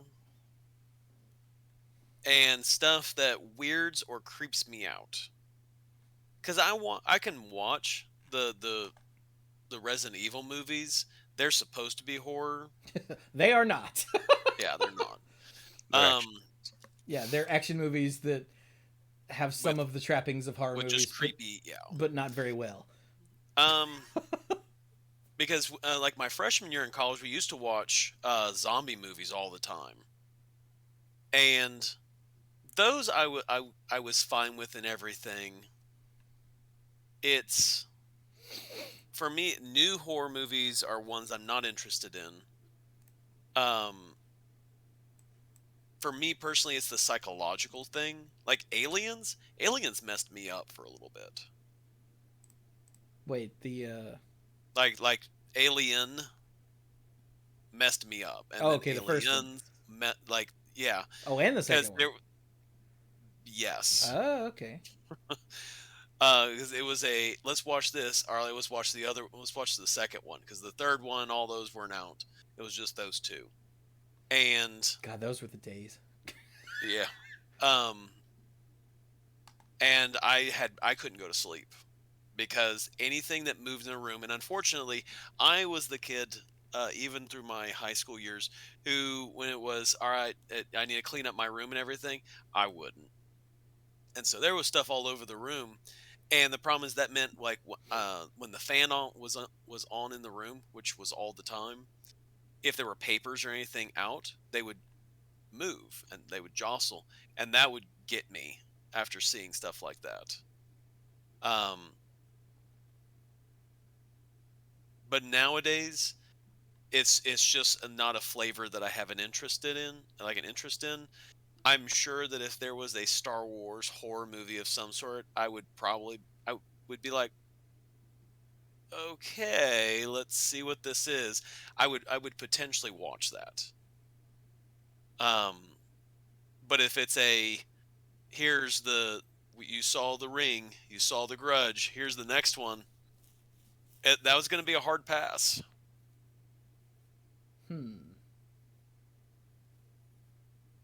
So it's because stuff gets in your head. Got it.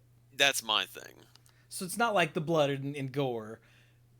It's not. It's for me. It's the creepy stuff, and if it becomes so overwhelming that, like, I watched The Witcher. Witcher's got some creepy stuff in it and everything, and I'm fine with that because I've gone through the books. I've read the books. I have an idea as to what's coming up and all of that. It's it's really the psychological side of it. Like The Ring or like The Grudge. The Grudge messed me up. And I know this is an old movie, so I'll spoil the one thing that creeps me out. It's when the person gets under the covers, and they're Which like, is base. yes, that's like, I'm under the covers, I can see what's going on, I'm good. And then you hear it, she looks under the covers, and the person's there and yanks her under the sheets. That was the nope. I'm sorry, you have broken the golden rule of when you're in the sheets, you're safe. That's home base. You can have the thing come into the room, but as long as you're in the covers, you're fine. And they violated that rule, so they're out. And even, like, get her, if she's in the bed under the covers, get her from outside the covers. That's fine. Mm. But not from under the covers itself. No. Oh yeah, Hell like no. I said, that messed me up. I can't tell you, I froze that night. Because then, yeah, Because good luck I going could to sleep. not sleep under the covers that night. But you can't sleep not under the covers. Oh no, I froze Ah! that night. I Is put it- on extra clothes. I did not sleep under the covers that night. Is it better to have the closet door open or closed? Closed. Because, are you sure? Yep. Because then all right. Like, 'Cause my if it's closet open, door. that means something's coming to get me. Yeah, it's weird. Like, if I notice my closet door open when I'm in the bed, I will immediately go, ugh, and get up and go shut it. And it's not like oh no, I better go shut the door. It's like, damn it, I know I gotta go shut the closet door. And that happened to me a couple weeks ago, and I was like, why did I get out of bed to close this? And I thought about it, I'm like, oh, it's because that's a void of blackness in there, and I don't want to, wake up and, like, glance over and see a void of blackness over there, because then my brain might start running without me. And yeah, so I'm with you there, Dirk. But, like, it doesn't occur to me, oh, I better close this so nothing gets me. It's like it has to be shut, and my brain doesn't even think about why. It's just like, oh, I gotta go shut that. Son of a whore. Like. So how about you, Mike? What is it about horror that you don't do or doesn't like? You doesn't like is Englishes? It's the let's see. It's the stressfulness. It's the type of horror that has the stressfulness combined with the disturbing imagery that I really don't like, because, the imagery just pops into my head unbidden at times when I really don't want it to be there, and then just stresses me out even more. Especially in a dark apartment or trying to sleep or whatever like that. It just bothers me, and I don't like those things that hang with me later and bother me to that extent. Slasher stuff with, like, cheap shock and jump scares is just boring and dumb. That's why I don't find that appealing. I do enjoy the thrill of suspenseful stuff. Like, there's what is it called? It's an old movie called Wait Until Dark. I think Katharine Hepburn plays the lead, and her character Audrey is Hepburn. Audrey Hepburn, yeah. Da-da-da. And her character is blind, and there's a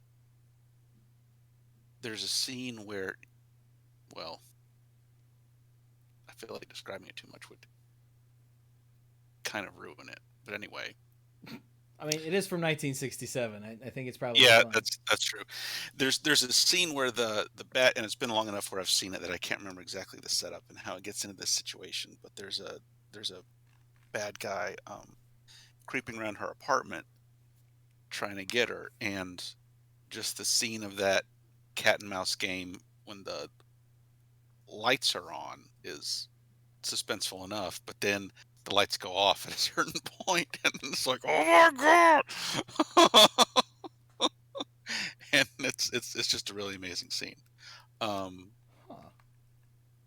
But yeah, stuff like, I remember in college, I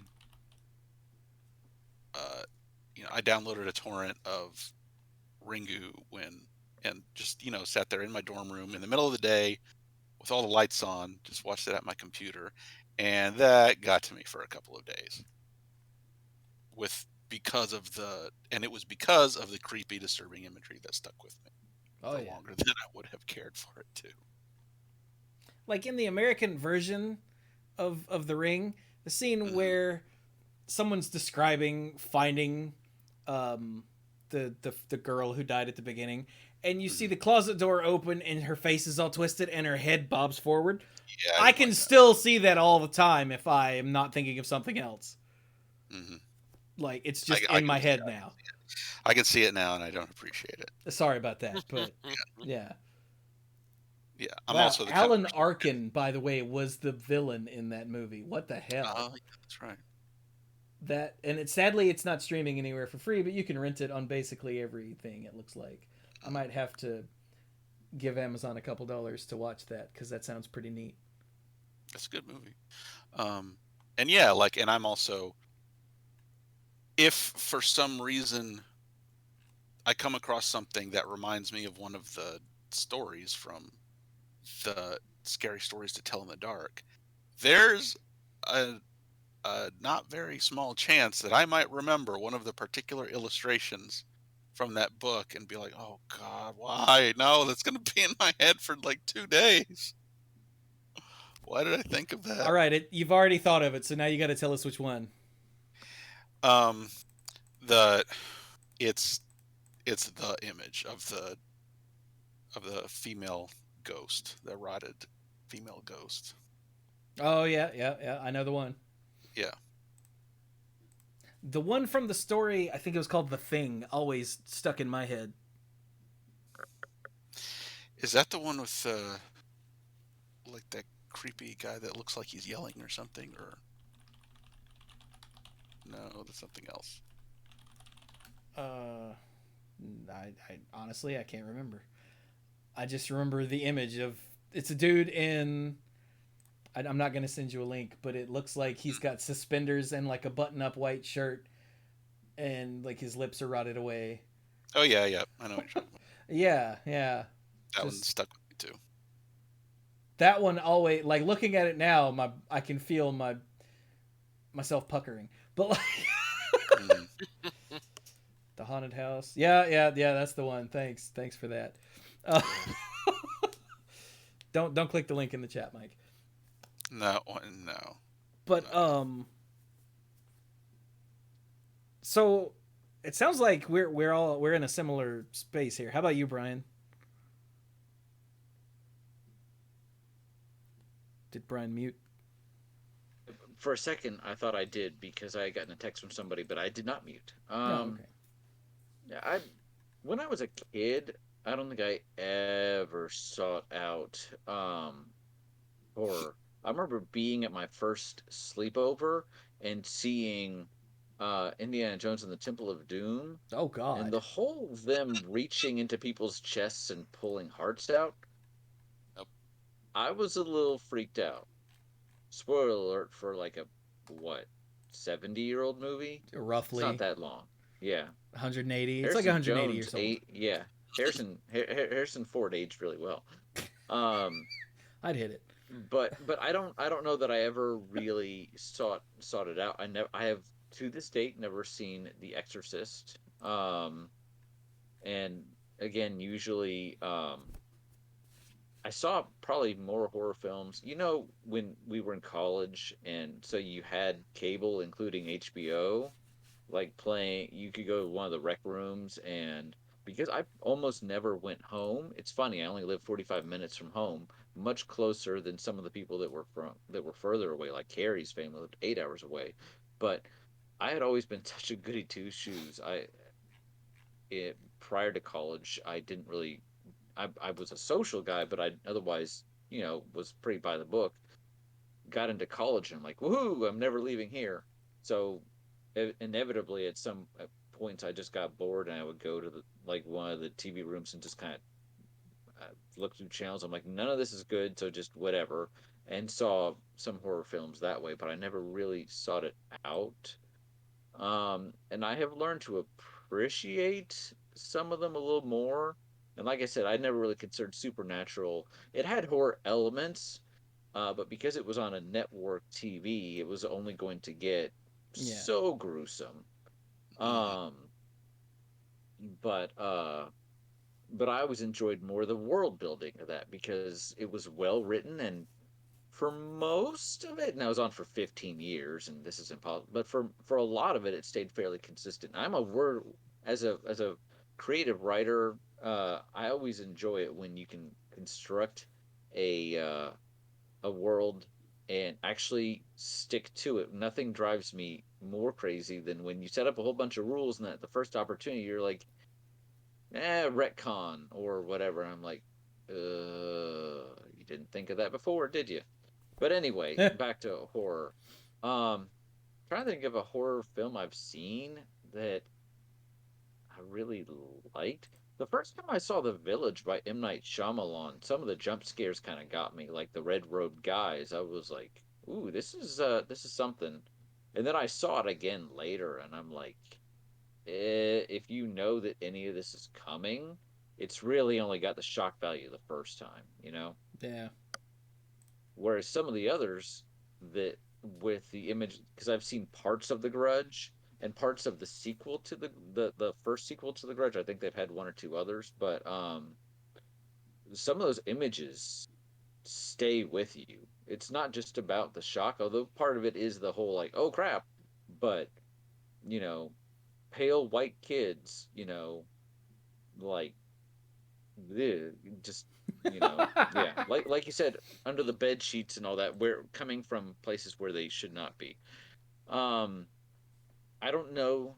I'm thinking about it now, and I don't know that I've ever been like purposely sought out a horror film, and I don't know that I don't get enjoyment out of it the way some people do. I might do it for like a change of pace after so many action films or rom-com films or something like that, but very rarely do I come out of it. And even if I can appreciate it a little bit, uh like I appreciate The Ring. Actually, I was like, wow, they did a pretty good job with that. But then I'm not like, I want to see it again.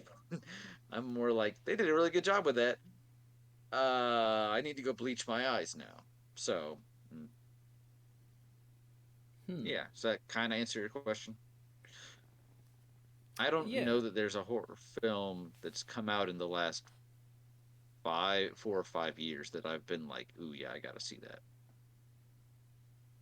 I from a purely academic standpoint, the horror film series that always had the most just intellectual interest to me was the Nightmare on Elm Street, uh, because Freddy was interesting. The whole killing you through your dreams, that there's a very psychological edge to that. It's a lot of like scarecrow, like what are you really afraid of? And it has, again, maybe speaking to my personal interest, more of a fantasy feel to it. I kind of, I was never scared of Chucky. Hmm. I get that people are scared of it, but I'm like, it's a doll. Even if it's hacking me up, I'm gonna be like, really, this is the way I go. I was never scared of Jason, just because I don't Because know. his It name's kind of the same Jason? thing. Wait. Well, because he's just a big guy and he just hacks you up. I the Hulk was never my favorite superhero guy because his whole thing is he gets big and strong. And I know there's more nuance to the character, but I don't get invested in that. I get invested in the Doctor Strange. I get invested in the Iron Man, and uh that's sort of more, less straightforward brute force. The big guy, Jason, coming at me with a machete, I'm never I was never really that into that. But Freddy, like going into my dreams and killing me in the worst way possible, that really speaks to not just him but me. Wow, that's kind of fascinating in a certain way. Yeah. And then Halloween is, I know Halloween and Friday the 13th are two separate franchises, but the killers are big guys with white masks that are basically unkillable. So, They're almost interchangeable. Especially the further along you get into the each series. Yeah. oh wow, is this like a big brain moment? Freddy is no, not Freddy. Jason is Michael, and Michael is Jason. No, they were just ripping each other off at that point. Like for the longest time, Michael Myers was just a dude, and then at some point he became not just a dude; he became some sort of supernatural thing, but only kinda. Whereas Jason became a supernatural thing pretty quick, like big zombie thing. Yay! But so excuse me. Like the classic horror movies are the ones that are about something else. They use horror, like they use the genre and the movie to talk about, to do commentary on something else. Or like, what was it? The Dawn of the Dead was a commentary on consumerism. Yeah. And like of course I had several examples, and then I got this thing in the back of my throat. And now they've all fallen out of my brain. But like the first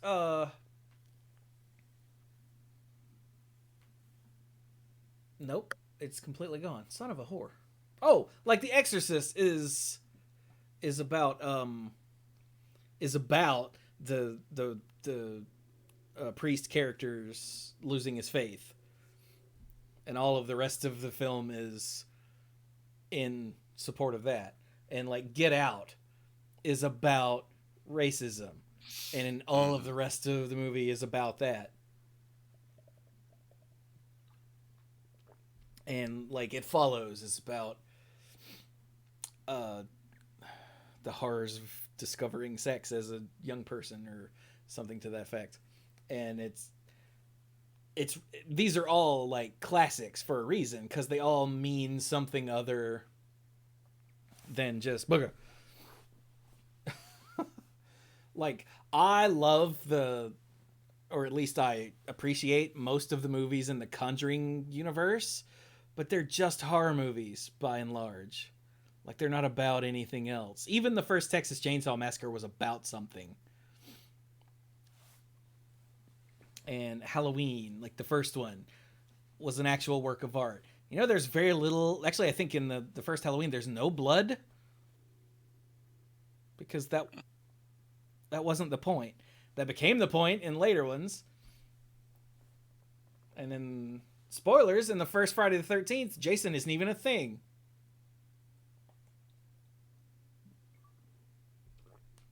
He doesn't show up till the sequel. And I guess the gotcha at the very end of the first one. But, you know, whatever. Mm-hmm. But, like, the ones that I hate the most are the movies that rely on cheap jump scares. Like, while I was watching the Conjuring movies, I watched Insidious. And Insidious relies so heavily on like the string hit, the horror movie sound, and something flashes on the screen and they hit the strings real hard and you go shit, and like, well, it's whatever, I said a bad word, but it's just chatting stream, it'll be fine. But like that movie relies so heavily on that to make you jump that there's no time to build up any tension or concern, because the jump scare releases all that. It's like, ah! And then like good horror movies will do that sparingly and at key points so you can release tension. Like the cat in the first Alien movie. Like when the cat jumps out and scares you, it's so you can go, ha ha ha, and it's to release the tension that you're holding, so that you can, let that go and start enjoying the movie again. But Insidious was just constantly just like, meh, ah! Until the point where it was just annoying. And I'm like, stop. Jesus. You guys know that they made another Scream movie? Because I was literally unaware of that until we were looking for showtimes for Spider-Man, and I'm like, oh yeah, this says it's Scream. And apparently it's not bad. The original Scream, but I was not. I was not even, I who have tried to follow movies, although admittedly over the last 2 years I've fallen behind on that. I wasn't even aware. I don't remember even seeing a trailer for the new one. So, well, but you were aware of that. Okay. Yeah, but I'm subscribed to several like horror channels on YouTube where they talk about this sort of thing because of in the last few years, my interest in them. Yeah. Excuse me. Um, but yeah, like, so dumb horror movies that are there just for blood and gore, they still don't interest me. Like, at some point, I'll watch through all of the Friday the 13th movies just to say I have and to have that experience, but it's not a thing that I'm, looking forward to. And like, what was the, oh, dude, for anyone who wants to watch good, like, well-made horror, I cannot recommend enough House on Haunted Hill, The Haunting of Hill House on Netflix. Oh my god, it's a horror series and it works. And it's because it's about more than just Booga Booga Scare You. It's about how different people process grief and guilt and things like that. And it's so good. It's also very light on jump scares. And there are a couple, but they're so well done that one of them I will always remember forever and always. Cause and not like in the bad way that the imagery from The Ring is in my head or stuff from The Grudge is in my head. No.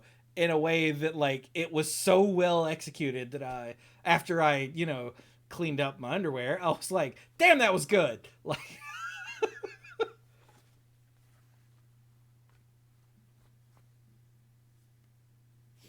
and yeah, like, last in the chat brought up the Fear Street movies, also on Netflix. There are 3 of them, and they are damn good because they take a turn. They're meant to be watched as a trilogy, because none of them are done at the end of each movie. You have to watch all 3, but each one takes like a left turn somewhere, and you're like, wait, oh, because Fear Street, is R.L. Stine, and I was expecting something, and they're also about kids in like high school, and I was expecting something slightly more kid friendly. And at the very beginning of the first one, dude gets shot in the forehead, and it is graphic, and I was like, what? Like, and they're very gory, but not like torture porn kind of gory, not like later Saw movies gory. Like, it's there. I'm not gonna say it's there because it has to be, because it doesn't have to be, but they don't go over the top for the sake of going over the top. There's a scene in the second one where it goes very extremely over the top, but it's on purpose and there's a reason for it, and so it ends up being understandable. But those are, I don't know if those are actually about anything else. Maybe there are elements of being about a bigger picture here and there, but I don't think you can point at them and be like, that's what this is about, and be like, oh, like,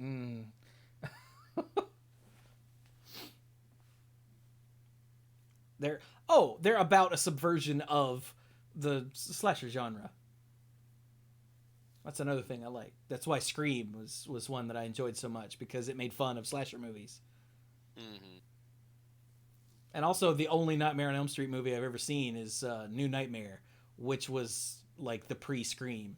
It was a meta film about horror films before Scream, both by Wes Craven. So yeah, I don't know. This is a thing that fascinates me, because some people are like, well, I don't like, all the blood and gore. I'm like, okay, well, do you like spooky? Because there are a lot of horror movies that don't do blood and gore. And they're like, well, I don't like, psychological horror. Well, I understand that. What about this kind of thing? And then there are people who just don't like the whole realism aspect of, serial killers and whatnot, which is understandable because that's terrifying. So, for them, I would recommend supernatural horror stuff, Mm-hmm. By the way, Trick or Treat. If you haven't seen Trick or Treat and you like horror movies, you should see Trick or Treat. It was brilliant. It's an anthology film about a bunch of different intersecting stories that are all happening in this one little town, and it's amazingly well done. I just watched it for the first time. I don't know, last year I think sometime.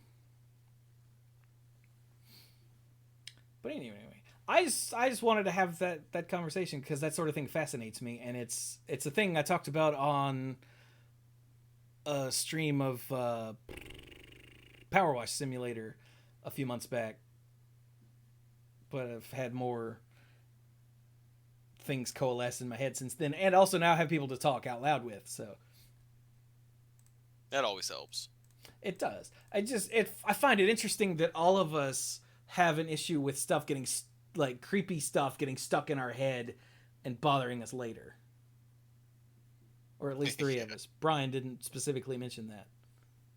Blood and gore are things that, if they're there for a reason, that's absolutely.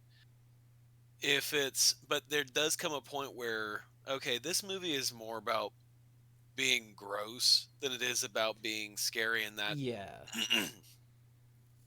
There's a certain point for me at which all the corn syrup just fails to affect me. However, this is not a horror film. this is just But- someone with a blood fetish. Well, no. What I'm about to say, the film Akira is not a horror film. But the first time I saw it, I was watching it through a streaming service on my laptop. This was a couple of years ago, and I was kind of slightly feverish already. I just wasn't feeling great, so I'm like, let me just put on this movie.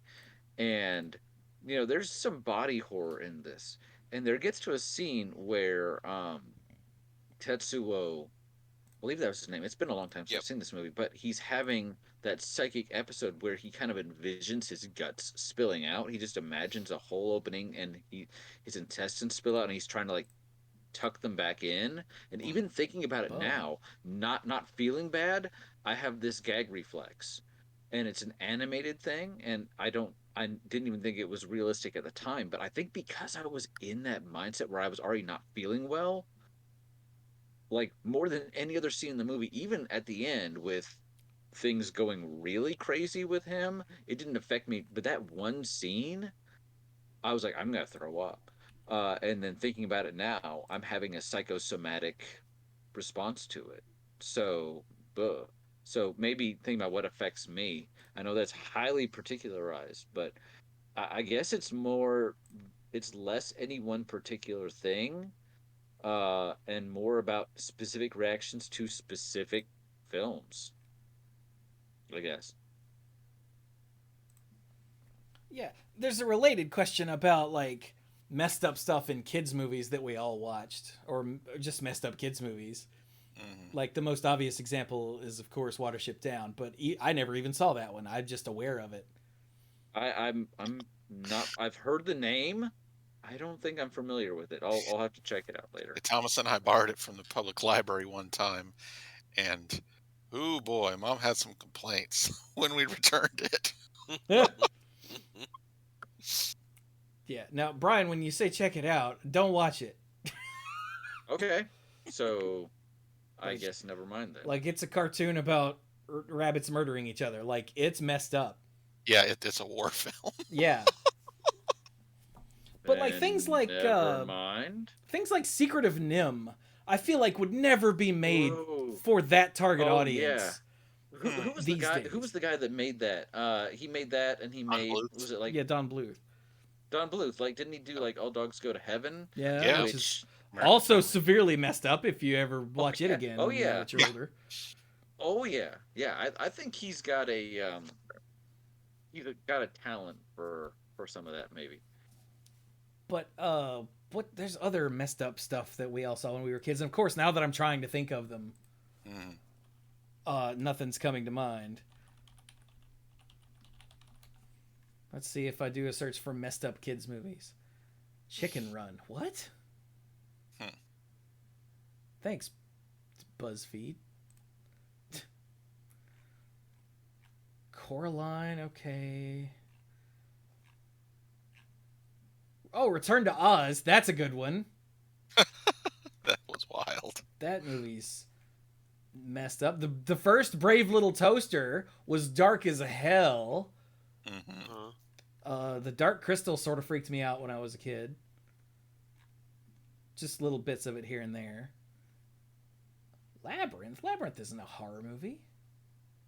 Is It it? can be. It's Labyrinth is a movie that brings unusual things together, things that are foreign, and has the scary fact that there's a baby in danger. Also, when you're older, you realize that this guy is creeping on like a 15-year-old, right? So Yeah. Oh, dude, if you look into the backstory even deeper, she's creeping on him too. that doesn't make it better. Like which she I know is no, not it what makes you're it implying. worse. Like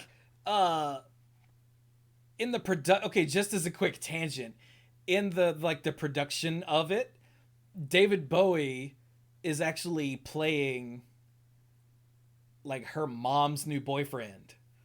And it's never explicitly said, but it's implied if you look really closely at some of the background elements, like pictures here and there. And some of the filmmakers have come out and said, yeah, this is a thing. So she's like crushing on her mom's new boyfriend, which is part of why the Goblin King looks like, Jareth. It looks like David Bowie's because she's made it into that. Because, none of it actually happened. It was all in her head. It was all very psychological. And yeah, it gets weird. Like, I watched a whole video about this, and then I realized School of Movies actually covered all of that when they talked about Labyrinth. And so listen to the School of Movies episode on Labyrinth if you haven't. It's really good because they go into all of that, and your jaw will drop and it will hit you in your own testicles, and then you'll be like, I don't believe that's in the movie. And then you watch the movie and you're like, oh, it's right there. What the hell? So yeah. Anyway, just thought I would. Just thought I'd throw that all out there. But anyway, yeah, like but we don't get dark kids movies anymore, to my knowledge. Like, everything that is for kids is so insanely sanitized these days that I'm like, is that even healthy for kids? Because, like, when I was a kid, I loved the scary stories to tell in the dark. Like, I was terrified of them, but I loved them. And I don't even know where mine are, too. Like, I think I got rid of them years ago, remembering that they scared me, but now I wish I hadn't. But anyway, and I enjoyed things that made me like creeped out, but not in a dangerous way, if that makes sense. Yeah, I was just thinking about that. It's a very it's a very safe way, an extremely safe way to be exposed to something horrifying. Yeah. Like when Mrs. Frisbee is almost caught by the cat. Oh yeah. Like, she goes through a lot of stuff. Yeah, Mrs. Frisbee is a badass beyond all reason in Secret of Nim. Highly recommend that if you haven't seen it. Show it to your kids.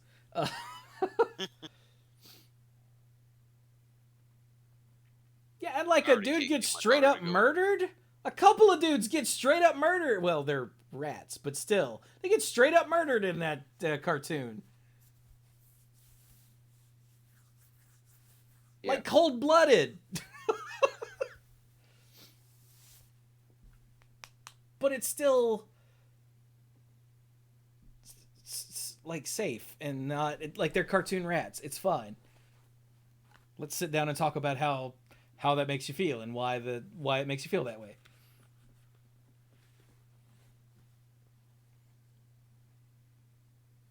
Maybe don't show your kid Return to Oz though. Maybe wait a few years on that one. It's fine. It's just weird. Well, gentlemen, I'm going to be heading out in just a minute because this has been a really good conversation. But yeah. And Mike, no, Like the first part of that before they get to Oz is a horror film. It's been a long time since I've seen it. Once they get to Oz, it turns into creepy and weird, but the beginning of it is just messed up. Also, listen to the School of Movies episode on that. I was on that episode. It was really good, if I do say so myself. We dug heavily into the like psychological side of it, and not so much about the movie itself, which I think made that episode better. But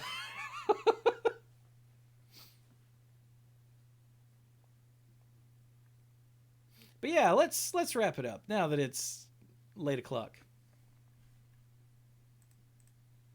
So any sort of random last anything, I guess we would call them final thoughts. I'm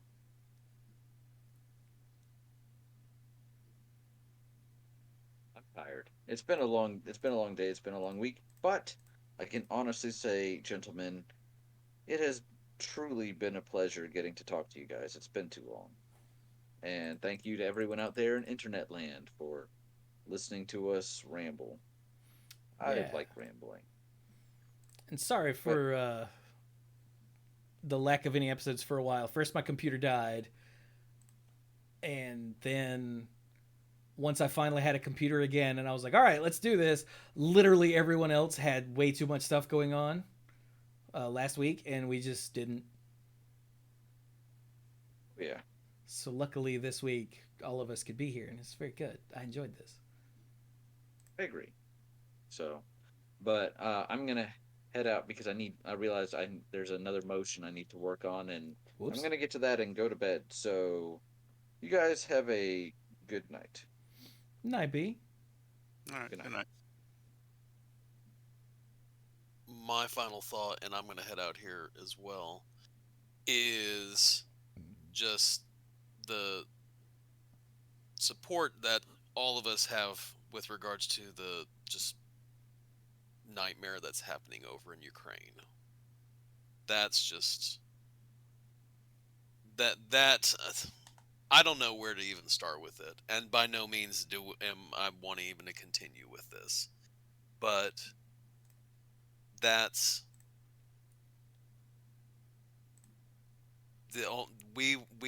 I fully support them fighting it out, and any support the international community can give to Ukraine to fight just the absolute stupidity coming out of Putin. And I know that that's not Russia; it's the leader that's behind all of this. And I hope that there's a resolution that comes soon, because the loss of life is unacceptable with this. So that's my final thought for the evening. And with that, I bid everyone adieu. Night, Zerg. Good night. Yeah, imagine what it would be like to live in a country where a megalomaniacal jackass was in charge of everything. Oh, wait.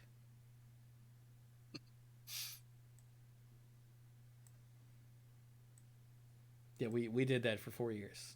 Do not recommend. Luckily, we didn't manage to get into any wars somehow. That goes back to the culture war nonsense we started with. Like, all of the talking heads on Fox News a week ago were like, why do I hate Russia? I don't hate Russia. I'm on Putin's side. And then a week later, they're like, clearly this man is evil. And this is wrong. And I'm like, really?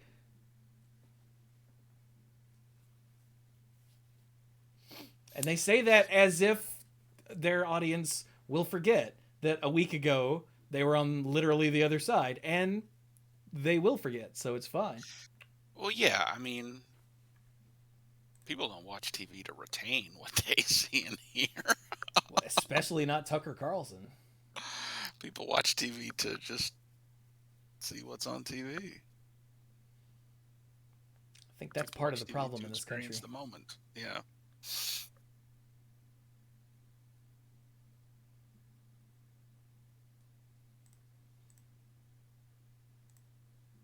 like I watch things to absorb it and enjoy, which I think is part of why I've never gotten into reality television or, trash TV of any sort, Mm-hmm. because there's no substance there and I need substance.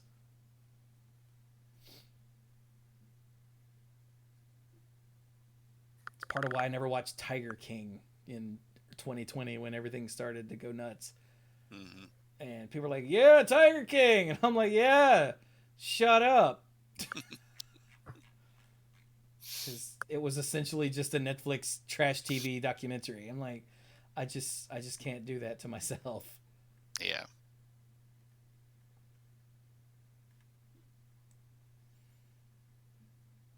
I can't remember who it was. It might have been Amanda. Said something like, you ever watch any documentaries? She's like, yeah, all the time. I'm like, oh, like what? She's like, Tiger King. Oh, Jesus. Don't talk to me ever again. Actually, no, I don't think that was Amanda now that I've said that out loud. Not that she'll ever hear this and care, but still, Can't besmirch her good name, let's say. Yeah. Oh, hey, I should read off the Patreon people real quick, huh? Yeah. That's a good idea. So, patreon.com/themanapool, you know the drill. The mythic lifeguards are as follows. Let's do them in this order. Sure. ALK Alters, Cody Buckowing, Kim Ho, Gothic Man, Andrew Hunt, Jason Doan. Don't trust that guy. Mr. Dr. Lewis, Jake Jansons, Casey, Jason Kaus. Don't trust that guy. It's because they're named Jason. It's not because of who they are. John Parker, Pinball Witch, Mike, hey!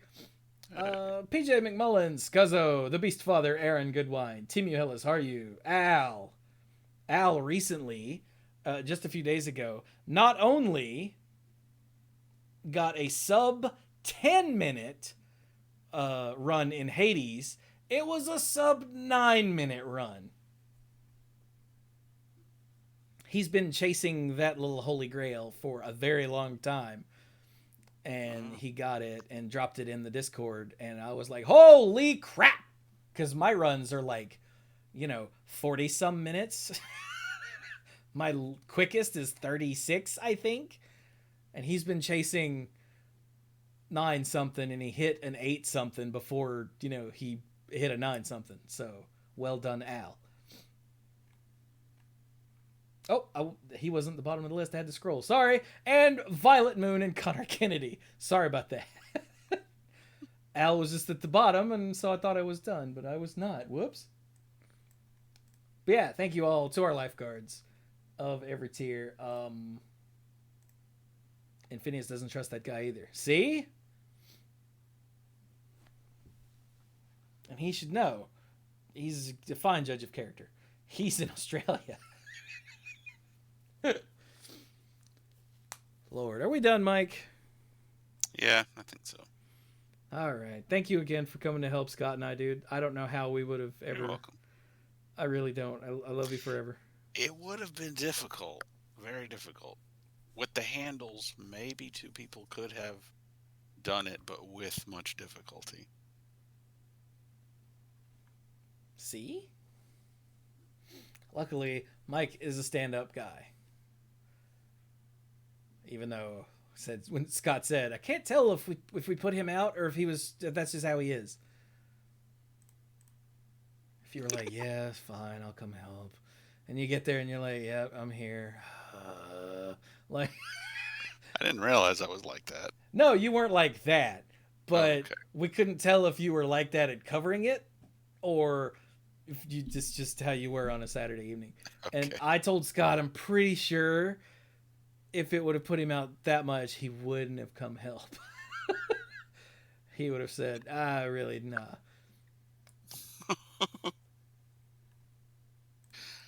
I think that was one of those things where it was like a small victory and a pickup to be able to, do something that I knew was worthwhile and productive and helpful, and just after the week at work. Nice. I mean, anytime you want to come help me move heavy stuff, dude, you just let me know. Like I asked Amanda when I rearranged the office, but if I need to rearrange it again, I'll call you. Okay. I need to get rid of all this magic in this bookshelf over here and put that bookshelf there. Anyway, getting to the lamp that's in the corner over there is such a pain, and it's finally starting to piss me off. Anyway. Also, hey, I sent back the quest finally. Day before yesterday. Yesterday? Whatever, doesn't matter. Cool. They were like, you have 30 days before this RMA expires, and they sent it to me on February 5th, and I went, oh, I really need to get that done. Because with the dead computer and whatnot, I just didn't even think about it. Because sitting on the couch with the quest strapped to my head, like fooling around in puzzling places, was like all I had.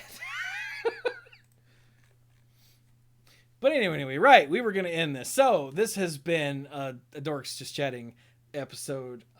Thank you all so very much for sitting through it. Whether you're listening to the audio version or watching on YouTube or here with us on Twitch, we appreciate you very much. And yeah, so with that, we'll be done.